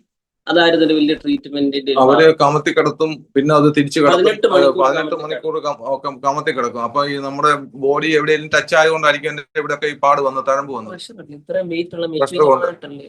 പക്ഷെ അന്നെന്ന് പറഞ്ഞാൽ ഈ നഴ്സസോ ഡോക്ടേഴ്സോ നമുക്ക് വേണ്ട ട്രീറ്റ്മെന്റ് ഒന്നും എപ്പോഴും ഒന്നും നമ്മളെ ഒന്നും ശ്രദ്ധിക്കത്തില്ലല്ലോ, അവർക്കത് പറ്റത്തുമില്ല. അങ്ങനെ 14 ആയപ്പോഴാണ് എനിക്ക് ബോധം വീണ് എന്നെ എന്റെ ചുറ്റും ഡോക്ടേഴ്സും നഴ്സസും നിന്നുകൊണ്ട് ഫിലിപ്സൺ ഫിലിപ്സൺ ഫിലിപ്സൺ എന്നും പറഞ്ഞ് എന്നെ വിളിച്ച് ഉണർത്തുകയാണ്. ഉണർത്തി ഞാനൊന്ന് റെസ്പോണ്ട് ചെയ്തപ്പോൾ അവരെനിക്ക് എന്തോ മധുരമുള്ളത് ഇത് കുടിക്കാൻ തന്നു. അപ്പൊ അത് സ്വാളോ ചെയ്യാൻ പറയുന്നുണ്ട്. അപ്പം അങ്ങനെ അത് കഴിഞ്ഞ് ഞാൻ ഏകദേശം കൂടെ സമയം കഴിഞ്ഞപ്പോൾ, കണ്ണു തുറന്നു കഴിഞ്ഞപ്പോൾ അവര് കുറെ കഴിഞ്ഞപ്പോൾ ഒരു പഴം കഴിക്കാൻ തന്നു. പക്ഷെ ആ പഴമൊന്നും എനിക്ക് കഴിക്കാൻ പറ്റത്തില്ല. അങ്ങനെയാണ് എന്നെ നോർമൽ ഇതിലേക്ക് കൊണ്ടുവരുന്നത്. ഞാൻ നോർമൽ ബോധം വീണെങ്കിലും പിന്നെയും ഒരാഴ്ച എടുത്തു എനിക്ക് വെന്റിലേറ്ററിൽ നിന്ന് റിമൂവ് ചെയ്തെങ്കിലും എന്റെ ബോഡി വെറും നമ്മുടെ ശരീരം എന്നുള്ളതിൽ കിടക്കുന്നു എന്നുള്ളതേ ഉള്ളൂ. കൈയുണ്ടോ കാലുണ്ടോ, നമ്മുടെ മൈൻഡ് ചെറിയ രീതിയിൽ എനിക്ക് ഓർമ്മയില്ല. എവിടെയാണെന്ന്, ഏത് രാജ്യത്താണെന്നോ ഏത് ഹോസ്പിറ്റലാണെന്നൊന്നും എനിക്ക് ഓർമ്മയില്ല. അപ്പം ഒരു ഡോക്ടർ എന്നോട് ഒരു കലണ്ടർ ചൂണ്ടിക്കാണിച്ചിട്ട്, ഡോക്ടർ ആയിരിക്കും എന്ന് ഞാൻ ചിന്തിക്കുന്നു, കാരണം അവിടെ ഒന്നും വേഷം കൊണ്ട് നമുക്ക് ആരുടെ മുഖം കാണത്തില്ലല്ലോ. എന്നോട് ചോദിച്ചു, ഇന്നത്തെ ഡേറ്റ് അറിയാമോന്ന് ചോദിച്ചു. ഞാൻ പറഞ്ഞു എനിക്ക് ഡേറ്റ് ഓർമ്മയില്ലെന്ന് പറഞ്ഞു. അപ്പൊ അദ്ദേഹം ഫെബ്രുവരി 14 ഇങ്ങനെ വിരൽ കൊണ്ട് ചൂണ്ടിക്കാണിച്ചിട്ട് പറഞ്ഞു, ഇന്ന് ഫെബ്രുവരി 14 ആണെന്ന്. അങ്ങനെയാണ് എനിക്ക് ആ 14 എന്നുള്ള ഡേറ്റ് ഓർമ്മ വന്നത്. പക്ഷെ അപ്പോഴും പിന്നെ ഓർമ്മ വന്നപ്പോ എനിക്ക് ജെസ്സിയെ കുറിച്ചുള്ള ഓർമ്മയുള്ളൂ. അപ്പം അവിടെ പല സഹോദരികൾ, ഈ ലേഡീസും ശബ്ദം ഉയർത്തി കരയുന്നതൊക്കെ കേൾക്കുമ്പോൾ ഞാൻ എങ്ങനെ കാതോർക്കും, ജെസ്സി ആണോ കരയുന്നത് എന്നുള്ളത്. കാരണം ജെസ്സിയും ഹോസ്പിറ്റലിൽ ആകണോ എന്നുള്ളത് ചിന്തയാണ്. എനിവേ ഒരാഴ്ച എടുത്ത് എനിക്ക് ശരിയായ ബോധം തിരിച്ചു കിട്ടാൻ. ബോധം എന്ന് പറഞ്ഞാൽ എന്റെ മെമ്മറി ഒന്ന് നോർമൽ ആകാനും വേണ്ടി. അപ്പോഴാണ് ഞാൻ ഷാർജയെ കുറിച്ചും ഞാൻ താമസിക്കുന്ന വീടിനെ കുറിച്ചും ഒക്കെ എനിക്ക് ഓർമ്മ വരുന്നത്. അതുവരെ എനിക്ക് ജെസ്സി ഫോൺ വിളിപ്പിച്ച് കണക്ട് ചെയ്തിട്ട് സംസാരിപ്പിക്കുമെങ്കിലും ജെസ്സിയുടെ കാര്യമല്ലാതെ വേറെ വീട്ടുകാര്യങ്ങളോ വീട്ടിലെ കാര്യങ്ങളോ സഹോദരങ്ങളെ കുറിച്ചോ ബന്ധുക്കളെ കുറിച്ചോ സഭയെ കുറിച്ചോ ഒന്നും എനിക്ക് ഓർമ്മയില്ല. അങ്ങനെ പിന്നെ ഫിസിയോതെറാപ്പി ഒക്കെ തന്ന് ഏകദേശം ഒരാഴ്ച ആയപ്പോഴത്തേക്ക് എനിക്ക് കാല് കുത്തി നിൽക്കാമെന്നുള്ള ഒരു അവസ്ഥ വന്നു. അപ്പൊ ഇതിനിടയ്ക്കൊന്ന് പറയട്ടെ, ജെസ്സി കോവിഡ് ഡ്യൂട്ടി ചെയ്തിട്ട് വന്നിട്ട് എന്നോട് ഓരോ കാര്യങ്ങൾ പറയുമ്പോൾ എന്നോട് പറയും, ഇന്ന രോഗിക്ക് ഞാൻ ഭക്ഷണം ഇങ്ങനെ വാരി കൊടുത്തു. അപ്പൊ ഞാൻ ചിന്തിക്കും, ഈ രോഗിക്ക് ഭക്ഷണം വാരി കൊടുക്കുന്ന അവർക്ക് വാരി കഴിക്കത്തില്ലേ? പക്ഷെ ഞാൻ കോവിഡ് പേഷ്യന്റ് ആയിട്ട് ഹോസ്പിറ്റലിൽ കിടന്നപ്പോൾ എനിക്ക് മനസ്സിലായത്, ഒരു വെള്ളം എടുത്ത് കുടിക്കണമെങ്കിൽ നഴ്സസ് വന്ന് വെള്ളം ഒഴിച്ചു തന്നാൽ നമ്മൾ ഇറക്കുമെന്നല്ലാതെ ഒരു വാട്ടർ ബോട്ടിൽ കൊണ്ടുവച്ചാൽ അതിന്റെ അടപ്പൊന്ന് തുറക്കാൻ പോലും നമുക്കുള്ള ആരോഗ്യമില്ല. ഭക്ഷണം കൊണ്ടുവച്ചാൽ അവര് വന്ന് കോരി തന്നാൽ നമ്മൾ കഴിക്കും, ഇല്ലെന്നുണ്ടെങ്കിൽ അത് അവിടെ ഇരിക്കത്തേ ഉള്ളൂ. കാരണം കൈക്ക് ആരോഗ്യമില്ല, കാലിനാണ്. ഞാൻ ചിലപ്പോൾ ഇങ്ങനെ നോക്കും കാലുണ്ടോ കൈ ഉണ്ടോ എന്നൊക്കെ. അപ്പൊ അങ്ങനത്തെ അവസ്ഥയാണ് ഈ വെന്റിലേറ്ററിലെ അവസ്ഥ. അപ്പൊ ഞാൻ അതിനിടയ്ക്ക് പറഞ്ഞു എന്നുള്ളതേ ഉള്ളൂ. ഈ ബ്രദർ ഷൈജു ജെസ്സി പറഞ്ഞിരുന്നല്ലോ, രാത്രിയിലെ ഒരു 2 മണി ആയപ്പോഴാണ് ഈ ഹോസ്പിറ്റലിൽ ഓടി വരുന്നതും. അപ്പം ഇതൊന്നും ജെസ്സി അറിയുന്നില്ല. എന്റെ നമ്പറും ജെസ്സിയുടെ നമ്പറും ഞങ്ങളുടെ ചർച്ച് ഗ്രൂപ്പിൽ നിന്ന് അവർ റിമൂവ് ചെയ്തു. കാരണം എന്റെ കണ്ടീഷൻ ക്രിട്ടിക്കലാന്നുള്ളത് ചർച്ചിലെ എല്ലാവർക്കും അറിയാം, പാസ്റ്റേഴ്സിന് അറിയാം, ജെസ്സിയുടെ ബന്ധുവിന് അറിയാം. പക്ഷെ വിവരങ്ങൾ ഇവളെ അറിയിക്കുന്നില്ല. ഹോസ്പിറ്റലിൽ നിന്ന് ഇവളൊരു നേഴ്സ് ആയതുകൊണ്ട്, മെഡിക്കൽ കാര്യങ്ങൾ അറിയാവുന്നത് കൊണ്ട് ഹോസ്പിറ്റലിൽ നിന്നും ഇവൾക്ക് വേണ്ടുന്ന ഇതൊന്നും ഇൻഫർമേഷൻ കൊടുക്കുന്നില്ല. അങ്ങനെ മിറക്കിളെന്ന് പറയട്ടെ, ദൈവം എന്നെ വിടുവിച്ചു. കോവിഡ് വെന്റിലേറ്ററിലെ 48th പേഷ്യന്റ് ആയിട്ട് അഡ്മിറ്റ് ആയ ഞാൻ അതിൽ 15 പേരുടെ നില ക്രിട്ടിക്കലായിരുന്നു. ആ 15-ൽ 3 പേര് ആണ് പിന്നെ രക്ഷപ്പെട്ടത്. ആ 3-ൽ 1 ഞാനായിട്ട് തീരുമാനമായി. ഇതൊക്കെ അറിഞ്ഞത് ഞങ്ങൾ കോവിഡ് ഭേദമായി വീട്ടിൽ വന്ന് ഏകദേശം 2 വീക്സ് കഴിഞ്ഞതിന് ശേഷം ഞങ്ങൾ ഈ കോവിഡ് എന്നെ അഡ്മിറ്റ് ചെയ്തിരുന്ന ഹോസ്പിറ്റലിൽ മടങ്ങി ചെന്നു. എന്നെ അഡ്മിറ്റ് ചെയ്ത ഡോക്ടറിനെ കണ്ടു. അദ്ദേഹത്തോട് താങ്ക്സ് പറയാൻ വേണ്ടി ചെന്നതാണ്. അപ്പൊ ഞാൻ അദ്ദേഹത്തോട് പറഞ്ഞു, ഞാൻ കിടന്ന വാർഡൊന്ന് കാണാൻ പറ്റുമോ, എനിക്ക് വെന്റിലേറ്റർ എന്താണെന്നൊന്ന് കാണാനാന്ന്. അദ്ദേഹം പറഞ്ഞു, ഇപ്പൊ കാണാനൊന്നും പറ്റുകയില്ല, അങ്ങനെ കാണിക്കുകയുമില്ല എന്ന് പറഞ്ഞ് ഞങ്ങൾ മടങ്ങി പോന്നു. പക്ഷേ അതിന് ശേഷം പിന്നെ കോവിഡിന്റെ സീരിയസ്നെസ് ഒന്ന് കുറഞ്ഞു. അവിടെ സ്പെഷ്യലായിട്ട് ഓപ്പൺ ചെയ്ത കോവിഡ് വാർഡൊക്കെ അവിടെ ക്ലോസ് ചെയ്തു. അങ്ങനെ ദൈവം എന്നെ അത്ഭുതകരമായി വിടുവിച്ചു. എന്റെ ഗുണമോ, ഞാന് കോവിഡിന്റെ ഡിസ്ചാർജ് ആയി വീട്ടിൽ വന്നപ്പോൾ കണ്ടത് എന്റെ വീടിന്റെ റൂമിന്റെ ഹാളിന്റെ ഭിത്തിക്കെല്ലാം ഈ A4 സൈസ് പേപ്പറിൽ ജെസ്സി ബൈബിളിലെ വാക്യങ്ങൾ എഴുതി വെച്ചേക്കുന്നു, പാട്ടുകൾ എഴുതി വെച്ചേക്കുന്നു, ഓരോന്നോരോന്ന് ഒട്ടിച്ച് വെച്ചേക്കാണ്. അപ്പൊ ഇദ്ദേഹത്തിന്റെ പരിപാടി ഹാളിൽ കൂടെ ഇരിക്കുമ്പോഴും നടക്കുമ്പോഴും ഒക്കെ ആണെങ്കിൽ ഇതിങ്ങനെ നോക്കുക, അതിൽ കൈവച്ച് പ്രാർത്ഥിക്കുക. അങ്ങനെ ദൈവത്തിന്റെ ഒരുപക്ഷെ എന്നെ ഓർത്തായിരിക്കുകയില്ല, ജെസ്സിയെ ഓർത്തായിരിക്കും, ജെസ്സിയുടെ പ്രാർത്ഥന കൊണ്ടായിരിക്കും എന്റെ പ്രാണനെ ദൈവം മടക്കി തന്നത്. ഇതിന്റെ ഇടയ്ക്ക് ഞാൻ ഇന്ററപ്റ്റ് ചെയ്തിട്ട് പാസ്റ്റർ, ഞായച്ചാന് അത്ര പനി കൂടിയ ദിവസം ICUലോട്ട് വിടുന്നതിന് മുമ്പേ തലേദിവസം എന്നോട് കിടന്നുകൊണ്ട് പറയും. അപ്പോൾ ഞാനും ചിന്തിക്കത്തില്ല എത്ര സിക്കായി പോകുന്നൊന്നും. ഞായച്ചാൻ എന്തോ മനസ്സിലായിട്ടാന്ന് എനിക്കറിയാം. ഒരു വാക്ക് എന്നോട് പറഞ്ഞു, ഒരു 5 വർഷം കൂടെ കിട്ടിയിരുന്നെങ്കിൽ കുറച്ചും കൂടെ നന്നായിട്ട് ജീവിക്കായിരുന്നു. അപ്പൊ ഞാൻ രായച്ചാൻ ദൈവത്തോട് പറ, കുറവൊക്കെ ഏറ്റ് പറയുന്ന നേരം പറയുന്നുണ്ട്. സിക്കായി ICUയിൽ അഡ്മിറ്റ് ആക്കി കഴിഞ്ഞപ്പോൾ പാസ്റ്റർ സത്യം പറഞ്ഞാല് എനിക്കൊന്നും ദൈവത്തോട് പറയാനില്ല, നീതിവശം ഒന്നും പറയാനില്ല. ഞാൻ ഇത് മാത്രം ദൈവത്തോട് പറയുക. കാരണം എന്നെ സംബന്ധിച്ചിടത്തോളം ഞാൻ വാച്ച് ചെയ്ത ഒത്തിരി നല്ല ആൾക്കാർ, ദൈവത്തിന് വേണ്ടി പ്രയോജനപ്പെടേണ്ട ഒരു ചിലരുടെയൊക്കെ മരണം കണ്ടിട്ട് ഹൃദയം അങ്ങ് തകർന്നു പോയി. ഇപ്പോഴപ്പോൾ എനിക്ക് ദുഃഖത്തോടാണ് ഞാനത് ഓർക്കുന്നത്. ഞങ്ങളുടെ ഫ്ലോറിൽ തൊട്ട് താഴെ താമസിക്കുന്ന ഒരു ബ്രദർ, അദ്ദേഹം ഡ്യൂട്ടി കഴിഞ്ഞുള്ള സമയത്ത് ലേബർ ക്യാമ്പിലെല്ലാം പോയി വചനം പറഞ്ഞൊരു ബ്രദറാ. നല്ല എക്സ്-ആർമിയ, നല്ല ഒരു ഹെറ്റിംഗ് പേഴ്സണാലിറ്റി ആയിരുന്നു. 45 ദിവസം വെന്റിലേറ്ററെ കിടന്നു, അദ്ദേഹം മരിച്ചുപോയി. അപ്പൊ രാഴ്ചാന്റെ അഡ്മിറ്റ് ആകുമ്പോൾ ഇദ്ദേഹം ഓൾറെഡി ICUയില്ല. പിന്നെ ഞങ്ങൾക്കറിയാവുന്ന ഒരു ടൈറ്റസ് പാസ്റ്റർ വിസിറ്റിംഗ് വന്ന അദ്ദേഹത്തിന്റെ റിലേറ്റീവ് ഞങ്ങളെ അറസ്റ്റിലുണ്ട്. അദ്ദേഹത്തെ ഞങ്ങൾക്ക് നല്ല അറിയാം. അദ്ദേഹം ഭൂമിയിൽ നിന്ന് മാറ്റപ്പെട്ടു. അവർക്കൊക്കെ പ്രോപ്പർ ട്രീറ്റ്മെന്റ് ഡൽഹിയിലും അവിടെയൊക്കെ കിട്ടാതെ പോയതാ. അങ്ങനെ ദൈവവേലയിലിരിക്കുന്ന TPM പാസ്റ്റേഴ്സ് ഉൾപ്പെടെ ഒത്തിരി പേര് ഇങ്ങനെ മാറ്റപ്പെട്ടു പോകുന്നു. അപ്പം വിശുദ്ധന്മാർക്ക് നമ്മുടെ വിശുദ്ധി കൊണ്ടൊന്നും അല്ല, ഇത് ദൈവത്തിന്റെ ഒരു പ്രവൃത്തി. എങ്ങനാ ദൈവത്തിന് എനിക്ക് കരുണ ഉള്ളവനോട് കരുണ തോന്നുന്നു. അതുകൊണ്ട് എനിക്ക് അങ്ങനെ ഒരു പ്രാഗൽഭ്യം പറഞ്ഞ് പ്രാർത്ഥിക്കാൻ. അപ്പൊ ഞാൻ ഇങ്ങനെ പറയാം, കർത്താവ്, ഹിസ്കിയാവ് പറഞ്ഞപ്പം ഹിസ്കിയാവിന് ഒരു നീതി ഉണ്ടായിരുന്നു പറയാൻ, ഓർപ്പിക്കാൻ. എനിക്ക് ഒരു നീതിയില്ല ഓർപ്പിക്കാൻ. രായ്ച്ചാൻ ഇത്രയൊരു വാക്ക് പറഞ്ഞിട്ടുണ്ട്, 5 വർഷം കൂടെ കിട്ടിയാൽ നന്നായിട്ട് ജീവിക്കായിരുന്നു. കർത്താവെ, ഞാൻ അത് മാത്രം അങ്ങയോട് ചോദിക്കുക, ഇപ്പം എടുക്കപ്പെട്ടാല് സ്വർഗരാജ്യത്ത് ചേരുവോ, അങ്ങയോട് ചേരുവോ എന്ന് എനിക്കൊരു ഉറപ്പുമില്ല. അതുകൊണ്ട് ജീവിതം ഒന്ന് തിരിച്ചു തന്നിരുന്നു വരിയില് ദൈവസന്നിധിയില് ക്രമപ്പെടാൻ സമയം വേണമെന്ന് കർത്താവ്, നീ അതിനൊരു സാവകാശം തരണേ. അത്രയും മാത്രമേ എനിക്ക് പ്രാർത്ഥിക്കാനുള്ളൂ. പിന്നെ ഞാൻ പറയും, കർത്താവ്, ഇത്രയും വർഷം ഞാൻ ജോലി ചെയ്തിട്ട് ഒരു രോഗിയെ പോലും ഞാൻ എന്റെ അനാസ്ഥ കൊണ്ട് ഇത്രയും എനിക്ക് പറയാനുള്ളൂ. അല്ലാതെ ആത്മീയമായിട്ട് അനാസ്ഥ കാണിച്ചിട്ടില്ല. കോഡ് വേഷനെ ഞാൻ എൻ്റെ എല്ലാ ആത്മാർത്ഥതയോടെ നോക്കി, എല്ലാ കാലങ്ങളും ഞാൻ എൻ്റെ രോഗികളെല്ലാം നോക്കിയിട്ടുണ്ട്.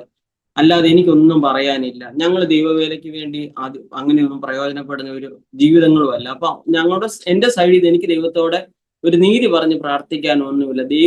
ഞാൻ എപ്പോഴും ഇത്രയും പറയും, കർത്താവേ, ദൈവത്തിന്റെ നീതി വെളിപ്പെടുത്തണം, നിന്റെ നീതി വെളിപ്പെടുത്തണം.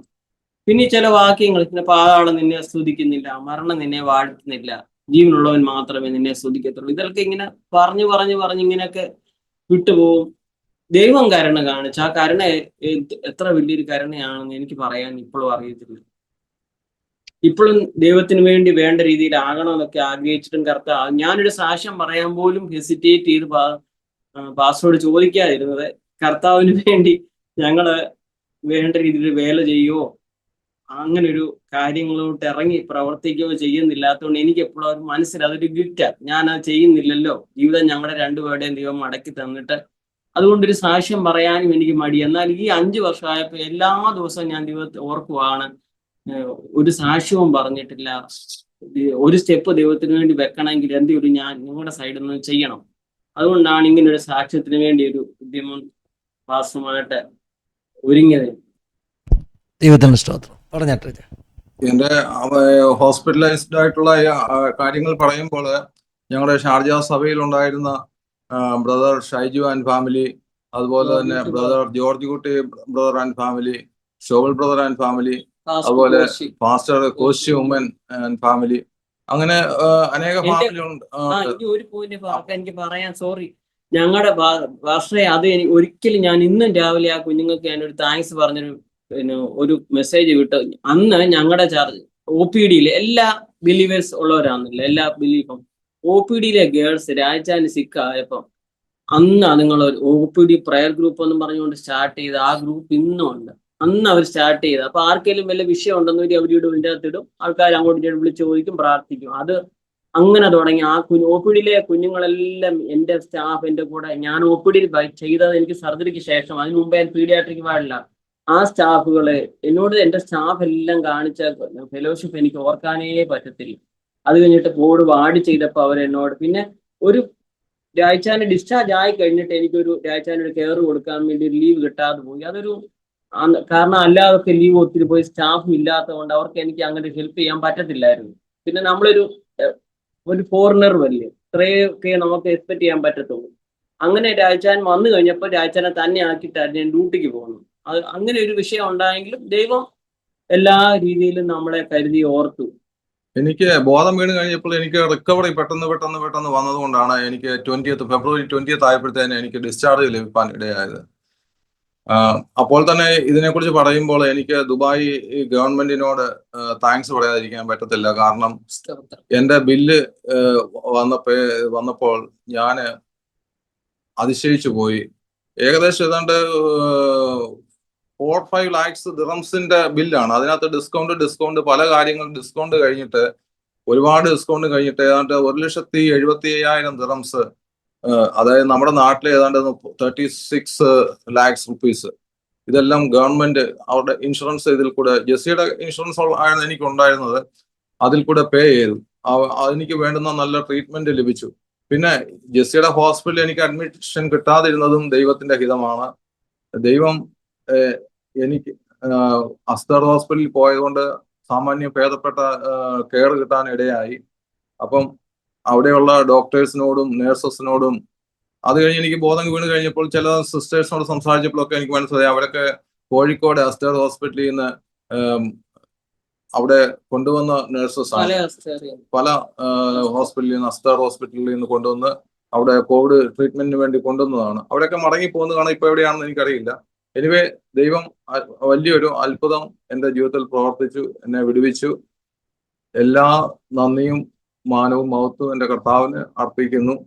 അതിനുശേഷം ഞങ്ങള് 2022 പിന്നെ ഞാൻ കോവിഡ് പേഷ്യൻ്റ് ആയി. അത് കഴിഞ്ഞ് ജെസ്സിക്ക് ഇങ്ങനെ ശാരീരികമായിട്ടുള്ള ഈ ന്യൂറോ സർജറി ചെയ്തത് നിമിത്തം കമ്പ്യൂട്ടറിലൊക്കെ നിന്നുകൊണ്ട് ജോലി ചെയ്യുവാനും അവർക്ക് ബുദ്ധിമുട്ടുള്ളത് കൊണ്ട് നമ്മൾ അങ്ങനെ അവിടുന്ന് റിസൈൻ ചെയ്യുവാൻ ഇടയായി. ഒരു 4-5 വർഷത്തെ സർവീസ് ബാക്കിയുള്ളപ്പോഴാണ് എല്ലാവരും ഞങ്ങൾ ഡിസ്കറേജ് ചെയ്തു, നിങ്ങൾ ചെയ്യരുത്, പോകരുതെന്നൊക്കെ. എങ്കിലും ഞങ്ങൾ അവിടുന്ന് റിസൈൻ ചെയ്തു.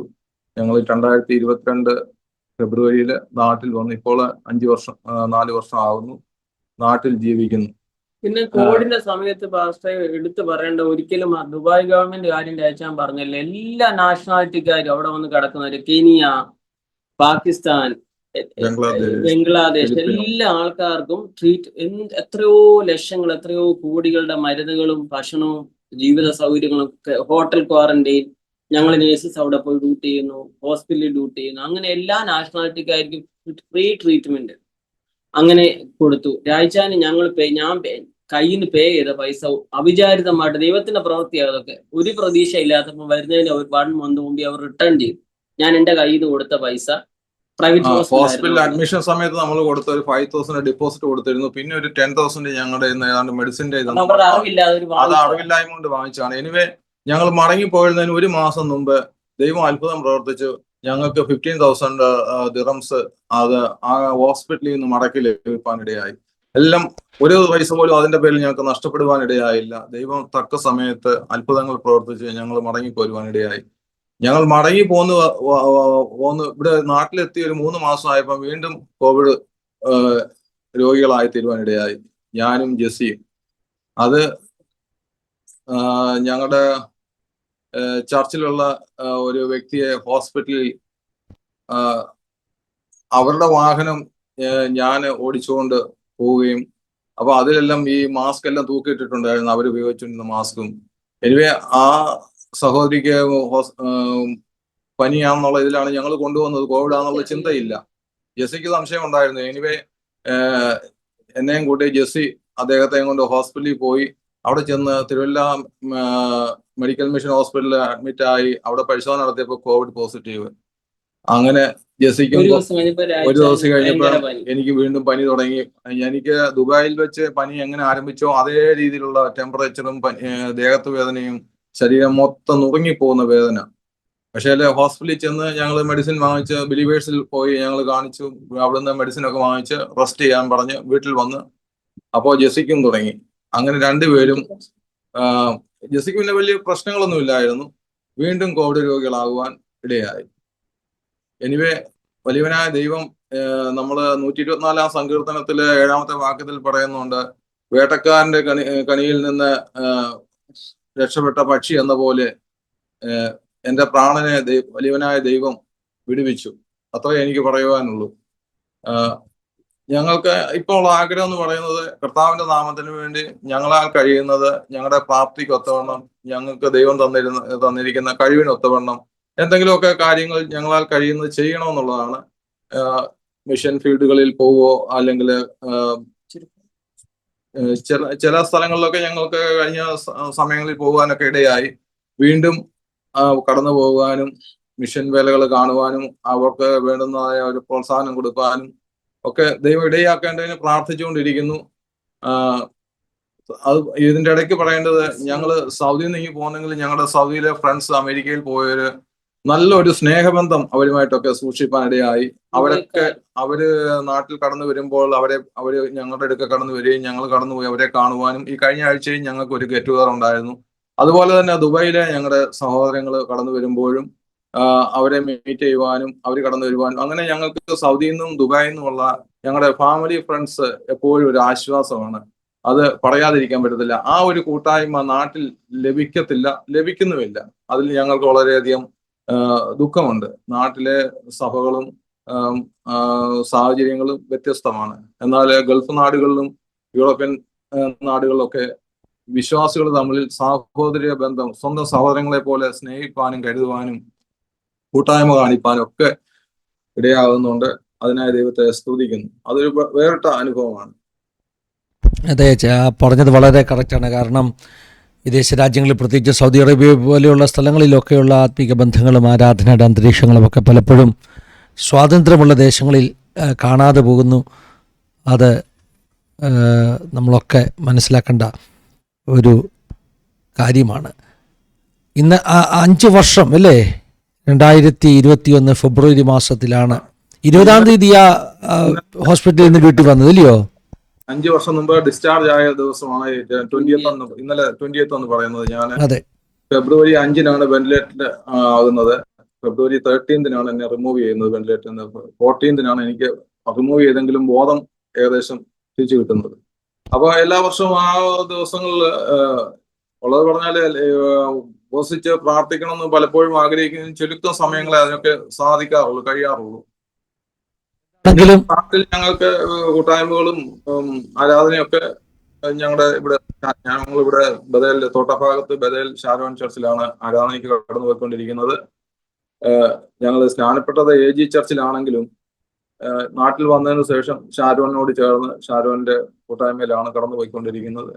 ആത്മീയ കൂട്ടായ്മകളൊക്കെ ലഭിക്കുന്നുണ്ട്. തിരുവല്ലയിൽ നമ്മുടെ ഏഴുവലിയെ സംബന്ധിച്ച് പറയുമ്പോൾ അതിനെക്കാട്ടിലൊക്കെ ഞങ്ങൾക്ക് ആത്മീയ കൂട്ടായ്മകളും കൺവെൻഷനുകളും എല്ലാം പങ്കെടുക്കുവാൻ ഞങ്ങൾക്ക് സാഹചര്യങ്ങളും അവസരങ്ങളും ഇവിടെ കൂടുതലായിട്ട് ലഭിക്കുന്നുണ്ട്. ദൈവത്തെ സ്തുതിക്കുന്നു. അതെ, എനിക്കൊന്ന് 2007-2008 ഞാൻ പിന്നെ ഷാർജയിൽ വന്ന സമയത്ത് നിങ്ങൾ അതേ സമയത്ത് ഷാർജ ഷാരോൺ ചർച്ചിലേക്ക് വരുന്നതിൻ്റെ ഒരു ഓർമ്മ ആ സമയത്താണ്. അതെ. ദൈവത്തിന് സ്തോത്രം. എനിവേ, ഞാൻ പറഞ്ഞു വന്നത് ഫെബ്രുവരി മാസം 20-ാം തീയതിയാണ് ഹോസ്പിറ്റലിൽ നിന്ന് പുറത്തു വന്നത്.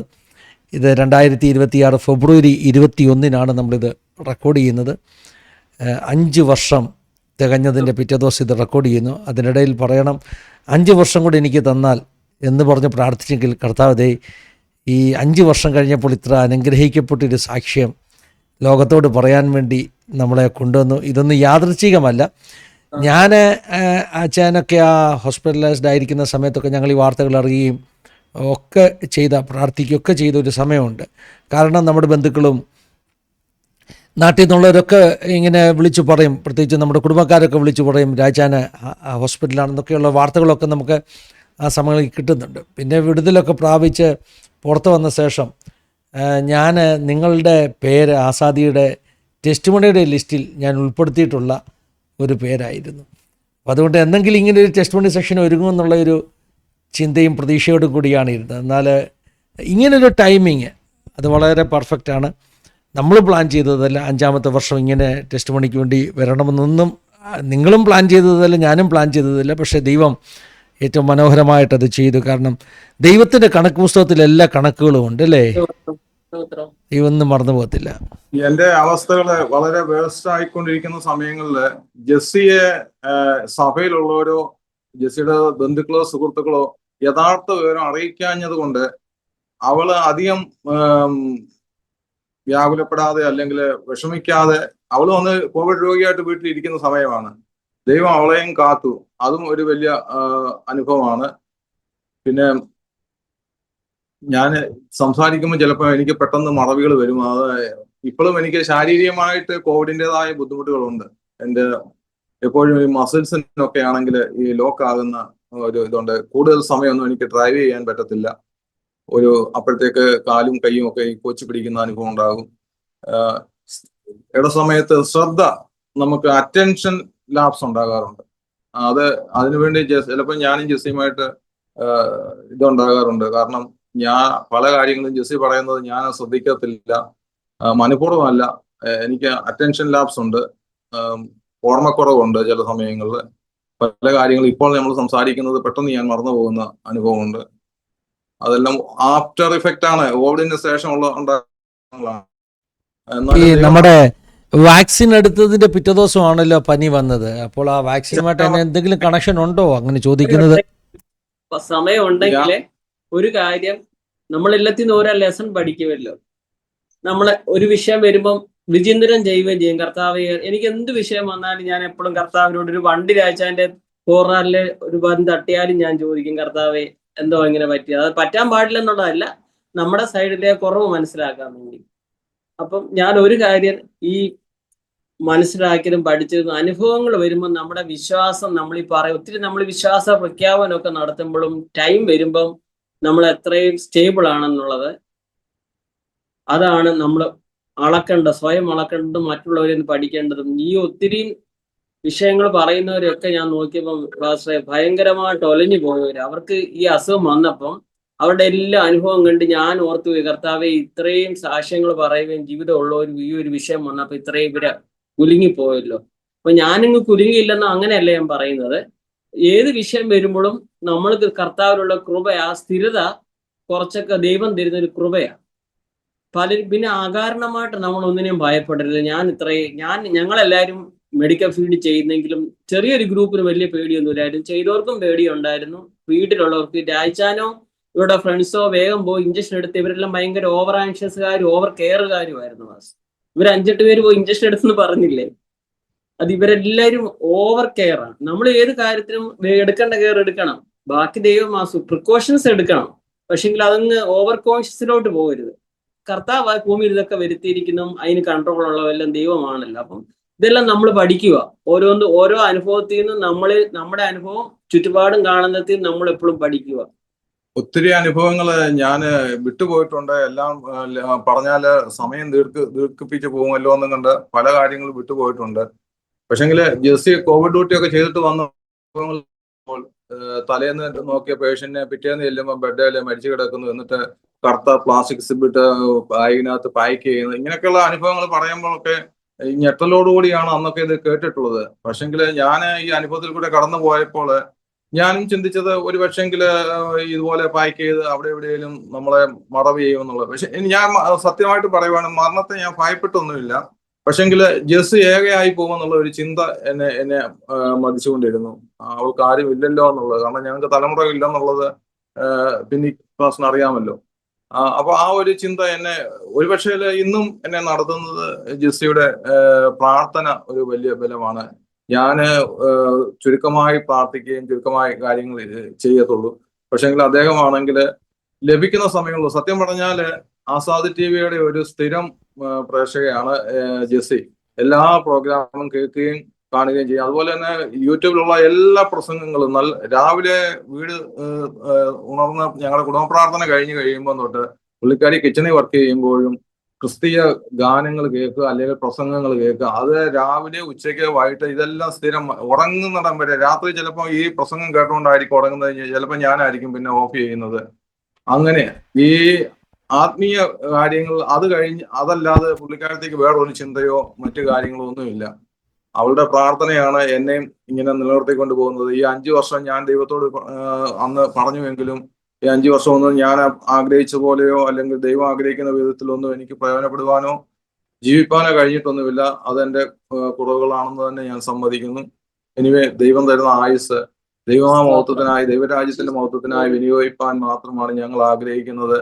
ഈ ലോകത്തിലെ എന്റെ യൗവനകാലത്തൊക്കെ ഒത്തിരി ഞാൻ ആഗ്രഹിച്ചിട്ടൊക്കെ ഉണ്ട്. പ്രൗഢി, പല കാര്യങ്ങളും, സാമ്പത്തിക ഉന്നമനം, ഇങ്ങനെയൊക്കെയുള്ള പല കാര്യങ്ങൾ ആഗ്രഹിച്ചെങ്കിലും ഇന്നെന്നാൽ അങ്ങനത്തെ ചിന്തകളോ അങ്ങനത്തെ ആഗ്രഹങ്ങളോ ഒന്നുമില്ല.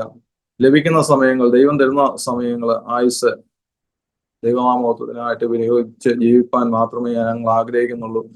എന്നാൽ ഇന്നും എന്റെ 2 കുടുംബങ്ങളിൽ നിന്നും ഞങ്ങൾക്ക് ആത്മീയമായിട്ട് ഞങ്ങൾക്ക് ആരെയും നേടാൻ കഴിഞ്ഞിട്ടില്ല. 2 കുടുംബങ്ങളും മാർത്തോമ ബാക്ക്ഗ്രൗണ്ടിൽ തന്നെ നിൽക്കുന്നു. അത് ഞങ്ങളുടെ ഒരു കുറവാണെന്ന് തന്നെ ഞങ്ങൾ വിശ്വസിക്കുന്നു. കാരണം ദൈവം അതിന്മേൽ പ്രവർത്തിക്കട്ടെ, അതിനുവേണ്ടി ആഗ്രഹിക്കുകയും പ്രാർത്ഥിക്കുകയും ചെയ്യുന്നു. അതുപോലെ ഞങ്ങൾ ഇവിടെ തിരുവല്ലയിൽ തോട്ടഭാഗത്ത് വന്ന് ജീവിക്കുന്നുവെങ്കിലും ഞങ്ങളുടെ ചുറ്റുപാടുകളെല്ലാം ക്രൈസ്തവരല്ലാത്ത ആൾക്കാരാണ് കൂടുതൽ. അപ്പം ദൈവത്തിന്റെ ഉദ്ദേശം എന്താണോ അത് ഈ ദേശത്ത് നിറവേറണം. അതോർത്താണ് ഞങ്ങൾ പ്രാർത്ഥിക്കുന്നത്. നല്ല ശാന്തതയായുള്ള പാടിയോ പ്രാർത്ഥിച്ചോ ഇല്ലെങ്കിൽ അവരത് ആഗ്രഹിക്കുന്നുള്ളൂ. ചുറ്റുപാടുള്ളവർ അതാണ്. നമ്മുടെ രാവിലത്തെ പാട്ടും പ്രാർത്ഥനയും വൈകിട്ടത്തെ പാട്ടും പ്രാർത്ഥനയും നമ്മൾ വീടൊന്ന് അടച്ചിടുന്ന ചുറ്റുപാടുള്ളവർക്ക് ഭയങ്കര ബുദ്ധിമുട്ടാണ്. വിശ്വാസമില്ലാത്ത ആൾക്കാരാണെങ്കിലും വെള്ളിയാഴ്ച ഞങ്ങള് വീട്ടിലിരിക്കുകയാണെന്നുണ്ടെങ്കിൽ നിങ്ങൾ ഇന്ന് പ്രാർത്ഥനയ്ക്ക് പോയില്ലയോ എന്ന് ചോദിക്കും. അപ്പൊ നമുക്ക് വെള്ളിയാഴ്ച പ്രാർത്ഥനയുണ്ടെന്നും പ്രാർത്ഥനയ്ക്ക് പോകുമെന്നൊക്കെ അവർക്ക് അറിയാവുന്നതുകൊണ്ട് അതൊക്കെ ചോദിക്കും. എനിവേ, ഈ ദേശത്തിന്മേലും ഒരു ദൈവപ്രവൃത്തി കാണുവാൻ ഞങ്ങൾ ആഗ്രഹിക്കുന്നു. അതിനുവേണ്ടി പ്രാർത്ഥിക്കുന്നത് നമ്മുടെ ദൈനംദിന പ്രാർത്ഥനയിൽ അതാണ് കൂടുതലായിട്ട് ഉള്ളത്. ആ ദേശക്കാരെ എല്ലാം കർത്താവ് അനുഗ്രഹിക്കട്ടെ. അത് കേരളത്തിൻ്റെ ഒരു ഭംഗിയാണ്, കേരളത്തിൻ്റെ ഒരു സൗഹാർദ്ദമാണ്.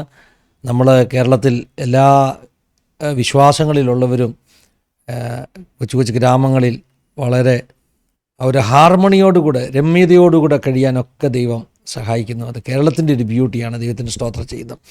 ഞാൻ രാജാൻ പറഞ്ഞ വാക്യം 124-ാമത്തെ സങ്കീർത്തനത്തിലെ വാക്യം എടുത്തു വെച്ചിരിക്കുകയാണ്. വളരെ പവർഫുള്ളാണ്. ആ സങ്കീർത്തനം നിങ്ങളൊന്ന് വായിച്ചു കൊള്ളണം. ചിലർക്ക് വേണ്ടി ആ ഒരു സങ്കീർത്തനം ഞാനൊന്ന് കൈമാറുകയാണ്. കഴിഞ്ഞ സാക്ഷ്യത്തിൻ്റെ സെഷൻസിൽ ഞാൻ യെശയ്യാവ് 43 നിന്ന് വായിച്ചു. അത് പല ദൈവമക്കൾക്കും വിടുതൽ കാരണമായി തീർന്നു. എനിക്ക് തോന്നുക ആ സങ്കീർത്തനം ഒന്ന് വായിക്കണമെന്ന്. ഇസ്രായേൽ പറയേണ്ടത് എന്തെന്നാൽ, യഹോവ നമ്മുടെ പക്ഷത്തില്ലായിരുന്നുവെങ്കിൽ, മനുഷ്യൻ നമ്മോട് എതിർത്തപ്പോൾ യഹോവ നമ്മുടെ പക്ഷത്തില്ലായിരുന്നുവെങ്കിൽ, അവരുടെ കോപം നമ്മുടെ നേരെ ജ്വലിച്ചപ്പോൾ അവർ നമ്മെ ജീവനോടെ വിഴുങ്ങിക്കളയുമായിരുന്നു. വെള്ളം നമ്മെ ഒഴുക്കിക്കളയുമായിരുന്നു. നദി നമ്മുടെ പ്രാണന് മീതെ കവിയുമായിരുന്നു. പൊങ്ങിയിരുന്ന വെള്ളം നമ്മുടെ പ്രാണന് മീതെ കവിയുമായിരുന്നു. നമ്മെ അവരുടെ പല്ലിനിരയായി കൊടുക്കായികയാൽ യഹോവ വാഴ്ത്തപ്പെടുമാറാകട്ടെ. സ്തോത്രം. വേട്ടക്കാരുടെ കണിയിൽ നിന്ന് പക്ഷി എന്ന പോലെ നമ്മുടെ പ്രാണൻ വഴുതി പോന്നിരിക്കുന്നു. കണി പൊട്ടി നാം വഴുതി പോന്നിരിക്കുന്നു. നമ്മുടെ സഹായം ആകാശത്തെയും ഭൂമിയെയും ഉണ്ടാക്കിയ യഹോവയുടെ നാമത്തിൽ ഇരിക്കുന്നു. കഴിഞ്ഞ 2-3 സാക്ഷ്യങ്ങളിൽ നമ്മൾ വായിച്ച വാക്യം യെശയ്യാവ് 43 വാക്യങ്ങളാണ്. ഇപ്പോഴും യാക്കോബിനെ നിന്നെ സൃഷ്ടിച്ചവൻ, ഇസ്രായേലിൽ നിന്നെ നിർമ്മിച്ചവനുമായി യഹോവ അരുളി ചെയ്യുന്നത്. അടുത്ത വാക്യങ്ങളിൽ പറഞ്ഞത്, തീയിൽ കൂടി കടന്നാൽ നിജ്വാല നിന്നെ ദഹിപ്പിക്കത്തില്ല, നദി നിന്റെ മേൽ കവിയത്തില്ല. ഈ സങ്കീർത്തനത്തിലും പറയുന്നത് വെള്ളം നമ്മെ ഒഴുക്കിക്കളയുമായിരുന്നു, നമ്മുടെ പ്രാണന് മീതെ കവിയുമായിരുന്നു. പൊങ്ങിയിരുന്ന വെള്ളം നമ്മുടെ പ്രാണന് മീതെ കവിയുമായിരുന്നു. എന്നാൽ ഇതൊന്നും സംഭവിക്കാതെ വേട്ടക്കാരുടെ കെണിയിൽ നിന്ന് പക്ഷി എന്ന പോലെ നമ്മുടെ പ്രാണൻ വഴുതി പോന്നിരിക്കുന്നു. ദൈവമക്കളെ, ഞാനിത് സ്വീകരിക്കുകയാണ്. നിങ്ങൾ ഓരോരുത്തരും ഈ വചനം സ്വീകരിച്ചാട്ട്. പരിശുദ്ധാത്മാവാണ് പ്രകാരത്തിലുള്ള വചനങ്ങൾ നമുക്ക് തരുന്നത്. വേട്ടക്കാരുടെ കെണിയിൽ നിന്ന് പക്ഷി എന്ന പോലെ നമ്മുടെ പ്രാണൻ വഴുതി പോന്നിരിക്കുന്നു. അടുത്ത വാക്യം പവർഫുള്ളാണ്. കെണി പൊട്ടി നാം വഴുതി പോന്നിരിക്കുന്നു. ചിലര് ഇത് കേൾക്കുമ്പോൾ പറഞ്ഞാട്ട് കെണി പൊട്ടിയിരിക്കുക. നിങ്ങൾക്കെതിരെ, എനിക്കെതിരെ ശത്രു ഒരുക്കിയ കെണികൾ യേശു ക്രിസ്തുവിൻ്റെ നാമത്തിൽ പൊട്ടുകയാ. കെണി പൊട്ടി നമ്മുടെ പ്രാണൻ വഴുതി പോന്നിരിക്കുന്നു. നാം വഴുതി പോന്നിരിക്കുന്നു. കർത്താവിന് സ്തോത്രം. കർത്താവ് നമ്മുടെ കൂടെ. ാണ് പിന്നെ പാസ്റ്ററെ, കാരണം ഒരു ചാൻസും ഞാൻ മടങ്ങി വരാൻ ഒരു ചാൻസും ഇല്ലാതെ ഡോക്ടേഴ്സ് വിളിച്ച് 95% എല്ലാ ലങ്സിന്റെ പ്രവർത്തനം രഹിതമായി എന്ന് പറഞ്ഞ് ചെറിയൊരു 5% ഇതിൽ നിൽക്കുമ്പോൾ ഇനിയും പ്രതീക്ഷയില്ല എന്ന് ഞങ്ങളുടെ സഭയിലെ ഞങ്ങളുടെ കോൺടാക്ട് നമ്പർ കൊടുത്തിരുന്ന സഹോദരനെ വിളിച്ച് പറഞ്ഞ് അദ്ദേഹം രാത്രിയിൽ ഓടി ചെല്ലുവാനൊക്കെ ഇടയായത്. അതൊക്കെ ഓർക്കുമ്പോൾ ശരിക്കും കെണി പൊട്ടി ഞാൻ വഴുതി പോകുന്ന ദൈവം എന്നോട് കരുണ കാണിച്ചത് മാത്രമാണ്, അല്ലാതെ മറ്റൊന്നുമല്ല. ദൈവത്തിന് സ്തോത്രം. ആരോഹണഗീതമാണ്. ആരോഹണഗീതം നമുക്കറിയാം, ദേവാലയത്തിലേക്ക് ഉത്സവത്തിന് പോകുന്ന ജനം പാടുന്ന ഗീതമാണ്. ദൈവസന്നിധിയിൽ ചെല്ലുമ്പോൾ 5ാമത്തെ ആരോഹണ ഗീതം. ദൈവസന്നിധിയിൽ ചെല്ലുമ്പോൾ പാടിക്കൊണ്ട് ചെല്ലുന്നത്, കഴിഞ്ഞ നാളുകളിൽ ശത്രു തകർക്കാൻ ശ്രമിച്ചു, പക്ഷെ കെണി പൊട്ടി നാം വഴുതി പോന്നിരിക്കുന്നു. മാത്രമല്ല, ആലയത്തിലേക്ക് നടക്കുന്ന ഭക്തൻ്റെ പ്രാർത്ഥനയാണ്, പാട്ടാണ്, സാക്ഷ്യമാണ്. നമുക്കറിയാം 120 മുതലാണ് ആരോഹണ ഗീതങ്ങൾ ആരംഭിക്കുന്നത്. അത് ജെറുസലേം ദേവാലയത്തിലേക്ക് ഉത്സവത്തിന് പോകുന്നവർ ദേവാലയത്തിൻ്റെ ഓരോ പടികൾ കയറുമ്പോൾ പാടുന്നത് 15 സ്റ്റെപ്സാണ്. 15 ആരോഹണ ഗീതങ്ങൾ. 120 മുതൽ അങ്ങോട്ടുള്ള 15 ആരോഹണ ഗീതങ്ങൾ പാടിക്കൊണ്ടാണ് അവർ പോകുന്നത് 134 വരെ. അപ്പോൾ ഓരോ പടിയും കയറി ചെല്ലുമ്പോൾ പാടുകയാണ്. 5ാമത്തെ പടി കയറുമ്പോൾ പാടുന്നത് കെണി പൊട്ടി പ്രാണൻ വഴുതിപ്പോന്നു. ഇത് 5ാമത്തെ പടിയും 5ാമത്തെ വർഷവുമാണ്. നിങ്ങൾക്കും ഇങ്ങനൊരു സാക്ഷ്യം പറയാൻ പറ്റിയല്ലോ. ആരോഹണഗീതക്കാരൻ പാടിയതുപോലെ കെണി പൊട്ടി പ്രാണൻ വഴുതിപ്പോന്നെന്ന്. ഇത് ദൈവമക്കളായ ഞങ്ങളെല്ലാവരും ഇത് സ്വീകരിക്കുന്നു. ആസാദിയുടെ പ്രേക്ഷകർ യേശു ക്രിസ്തുവിൻ നാമത്തിൽ ഈ വചനം സ്വീകരിച്ചാട്ടെ. ചിലരുടെ കെണി പൊട്ടും, ചിലരുടെ മേൽ കവിയുന്ന വെള്ളങ്ങൾ ശാന്തമാകും, ദൈവിക വിടുതലുകളുണ്ടാകും. വളരെ പ്രാർത്ഥനയോട് കൂടെ ആയിരിക്കാം. രാജാൻ തന്നെ പ്രാർത്ഥനയിൽ നമ്മെ ഒന്ന് സഹായിക്കും. നമ്മെല്ലാവരും പ്രാർത്ഥിക്കുമ്പോൾ. കർത്താവിന്റെ സ്തോത്രം. Hallelujah, hallelujah, hallelujah. സ്തോത്രം, സ്തോത്രം, സ്തോത്രം, സ്തോത്രം, സ്തോത്രം. പരിശുദ്ധനും നിത്യനും നീതിമാനുമായ ഞങ്ങളുടെ വാഴ്ത്തപ്പെട്ട ദൈവമേ, സ്വർഗീയ നല്ല പിതാവേയും ഈ അനുഗ്രഹിക്കപ്പെട്ട പകൽക്കാലത്തിനായ ദൈവത്തെ സ്തുതിക്കുന്നു, സ്തോത്രം ചെയ്യുന്നു. അടിയങ്ങളുടെ ഭവനത്തിന്റെ തണലിൽ ഇരുന്നു കൊണ്ട് കർത്താവെ, ഇങ്ങനെ ഒരു പ്രോഗ്രാമിൽ ഹല്ലേലൂയ ദൈവം അടിയങ്ങളെ വിടുവിച്ച വിടുതലുകളെ കർത്താവെ സാക്ഷ്യമായി പറയുവാൻ വലിയവനായ ദൈവം അടിയനെ ജീവനോടെ ശേഷിപ്പിച്ച ദൈവത്തിന്റെ വിശ്വസ്തയ്ക്കായി സ്തോത്രം. ദൈവത്തെ മഹത്വപ്പെടുത്തുന്നു, ദൈവത്തെ സ്തുതിക്കുന്നു, നന്ദിയോടെ ദൈവത്തെ വാഴ്ത്തുന്നു. ഹല്ലേലൂയ, ദൈവത്തിന്റെ മഹത്വം. നന്ദിയല്ലാതെ ഒന്നുമില്ല അപ്പച്ച. ഹല്ലേലൂയ. അടിയങ്ങളുടെ ജീവിതത്തിലെ കുറവുകളും വീഴ്ചകളും പരാജയങ്ങളും എല്ലാം ക്ഷമിക്കുമാറാകണമേ എന്ന് പ്രാർത്ഥിക്കുന്നു. അടിയന്റെ സാക്ഷ്യം കർത്താവെ ലോകത്തോടെ ഹല്ലേലൂയ ആസാദ് ടിവിയിൽ കൂടെ കർത്താവെ അടിയൻ കർത്താവെ പറയുന്ന കാര്യങ്ങൾ കേൾക്കുന്ന ജനത്തിന് കർത്താവെ അവരുടെ വിശ്വാസം വർദ്ധിക്കുവാൻ, ദൈവാശ്രയം വർദ്ധിക്കുവാൻ, ദൈവത്തിൽ ആശ്രയം വെപ്പാൻ ഇടയാകേണ്ടതിന് കർത്താവെ കേൾക്കുന്ന ചെവികളിലെല്ലാം ദൈവത്തിന്റെ ശബ്ദം മുഴങ്ങുവാൻ വലിയവനായ ദൈവം ഇടയാക്കുമാറാകണമേ എന്ന് പ്രാർത്ഥിക്കുന്നു. അത് എല്ലാവർക്കും അനുഗ്രഹമായി തീരുവാൻ, വിടുതലായി തീരുവാൻ, സൗഖ്യമായി തീരുവാൻ വലിയവനായ ദൈവം ഇടയാക്കുമാറാകണമേ എന്ന് പ്രാർത്ഥിക്കുന്നു. പിന്നെ പാസ്റ്ററിനെയും കുടുംബത്തെയും അവരുടെ തലമായ കൂടെ തലമുറകളെയും വീൽപ്പിച്ച് പ്രാർത്ഥിക്കുന്നു. കർത്താവെ, അടിയങ്ങളുടെ ദേശത്ത് നിന്ന് കർത്താവിന്റെ വേലയിൽ ഹല്ലേലൂയ തന്റെ പിതാക്കന്മാർ ചെയ്ത മാതൃക കർത്താവെ വേല ഹല്ലേലൂയ ഇന്നും തലമുറയായി കർത്താവ് ചെയ്തുകൊണ്ടിരിക്കുന്ന ദൈവത്തെ സ്തുതിക്കുന്നു. ദേശത്തിന് കർത്താവെ, തലമുറകൾക്ക് കർത്താവെ, കുടുംബങ്ങൾക്ക് അനുഗ്രഹമായി തീരുവാൻ അങ്ങയുടെ ദാസനെ ഉപയോഗിക്കുമാറാണെന്ന് പ്രാർത്ഥിക്കുന്നു. തന്റെ കർത്താവെ പ്രോഗ്രാമിൽ കൂടെ ശബ്ദം കേൾക്കുന്ന എല്ലാവരും കർത്താവിനെ കണ്ടുമുട്ടുവാൻ, കർത്താവിനെ രക്ഷിതാവായി സ്വീകരിപ്പാൻ, ഹല്ലേലൂയ വേഗം വരുന്ന കർത്താവിനെ എതിരേൽപ്പാൻ ഒരുക്കമുള്ളവരായി ജീവിപ്പാൻ ദൈവമേ ഹല്ലേലൂയ ഇടയാകേണ്ടതിന് ദൈവത്തിന്റെ പരിശുദ്ധാത്മാവിന്റെ പ്രവൃത്തികളെ അയക്കുമാറാകണമേ എന്ന് പ്രാർത്ഥിക്കുന്നു. അടിയങ്ങളെ താഴ്ത്തി ഏൽപ്പിക്കുന്ന കൃപയിൽ പൊതിഞ്ഞാട്ട് പ്രാർത്ഥനയാൽ നിങ്ങളുടെ ദൈവത്തെ സ്തുതിക്കുന്നു, മാനവും മഹത്വത്തോടെ എടുക്കണം. യേശു അപ്പച്ചന്റെ അൻപുള്ള നാമത്തിൽ തന്നെ. ആമേൻ, ആമേൻ, ആമേൻ. പിതാവ് പുത്രൻ പരിശുദ്ധാത്മാവാകുന്ന ത്രിയേക ദൈവത്തിൻ്റെ കൂട്ടായ്മ സഹവാസം കാവൽ നമ്മെല്ലാവരുടെ മേലും പ്രത്യേകമായി നമ്മുടെ നടുവിൽ കടന്ന ജീവിതാനുഭവങ്ങൾ പങ്കുവച്ച പ്രിയ രാജാന്റെ മേൽ കുടുംബത്തിന് മേൽ ഇന്ന് മുതൽ എപ്പോഴും എന്നേക്കും ഉണ്ടായിരിക്കുമാറാകട്ടെ. ആമേൻ, ആമേൻ. താങ്ക് യു അച്ഛാ, താങ്ക് യു ജസ്മാമ, ഇത്രയും സമയങ്ങൾ വേർതിരിച്ച് തന്നതിൽ. ജസ്മാമയുടെ സാക്ഷ്യം നമ്മൾ വിൻ ഫോർ ജീസസ് കേൾക്കും, കാരണം അത് ഒത്തിരി വലിയ സാക്ഷ്യമായതുകൊണ്ട് ഇത് രണ്ടോട് ഒന്നിച്ച് പറയാനുള്ള സമയം നമുക്ക് കിട്ടാത്തത് കൊണ്ട് മാറ്റിവെച്ചിരിക്കുകയാണ്. ജസ്മാമയുടെ വിശ്വാസ ജീവിതം രാജാൻ പറഞ്ഞല്ലോ, കല്യാണത്തിന് വേണ്ടി ആദ്യം ചെന്നപ്പോൾ ജസ്മാമയുടെ അപ്പച്ചൻ പറഞ്ഞത് അവൾ പന്തക്കോസ്തിലാണ്. ദൈവത്തിന് ആ കഥകളൊക്കെ നമുക്കിനി കേൾക്കാൻ ബാക്കിയാ. അടുത്ത ഒരു ദിവസം ദൈവത്തിന് സാഹചര്യം ഒരുക്കും. എല്ലാ പ്രേക്ഷകരോടും നന്ദി പറയുന്നു. എല്ലാവരും ധാരാളം അനുഗ്രഹിക്കട്ടെ. ആ വാക്യം എന്നെ ഒത്തിരി സ്പർശിച്ചു. കെണി പൊട്ടി നമ്മുടെ പ്രാണൻ വഴുതി പോന്നിരിക്കുന്നു.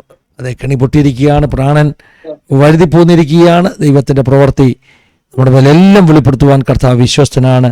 God bless you all. Have a wonderful time. Thank you for watching. God bless.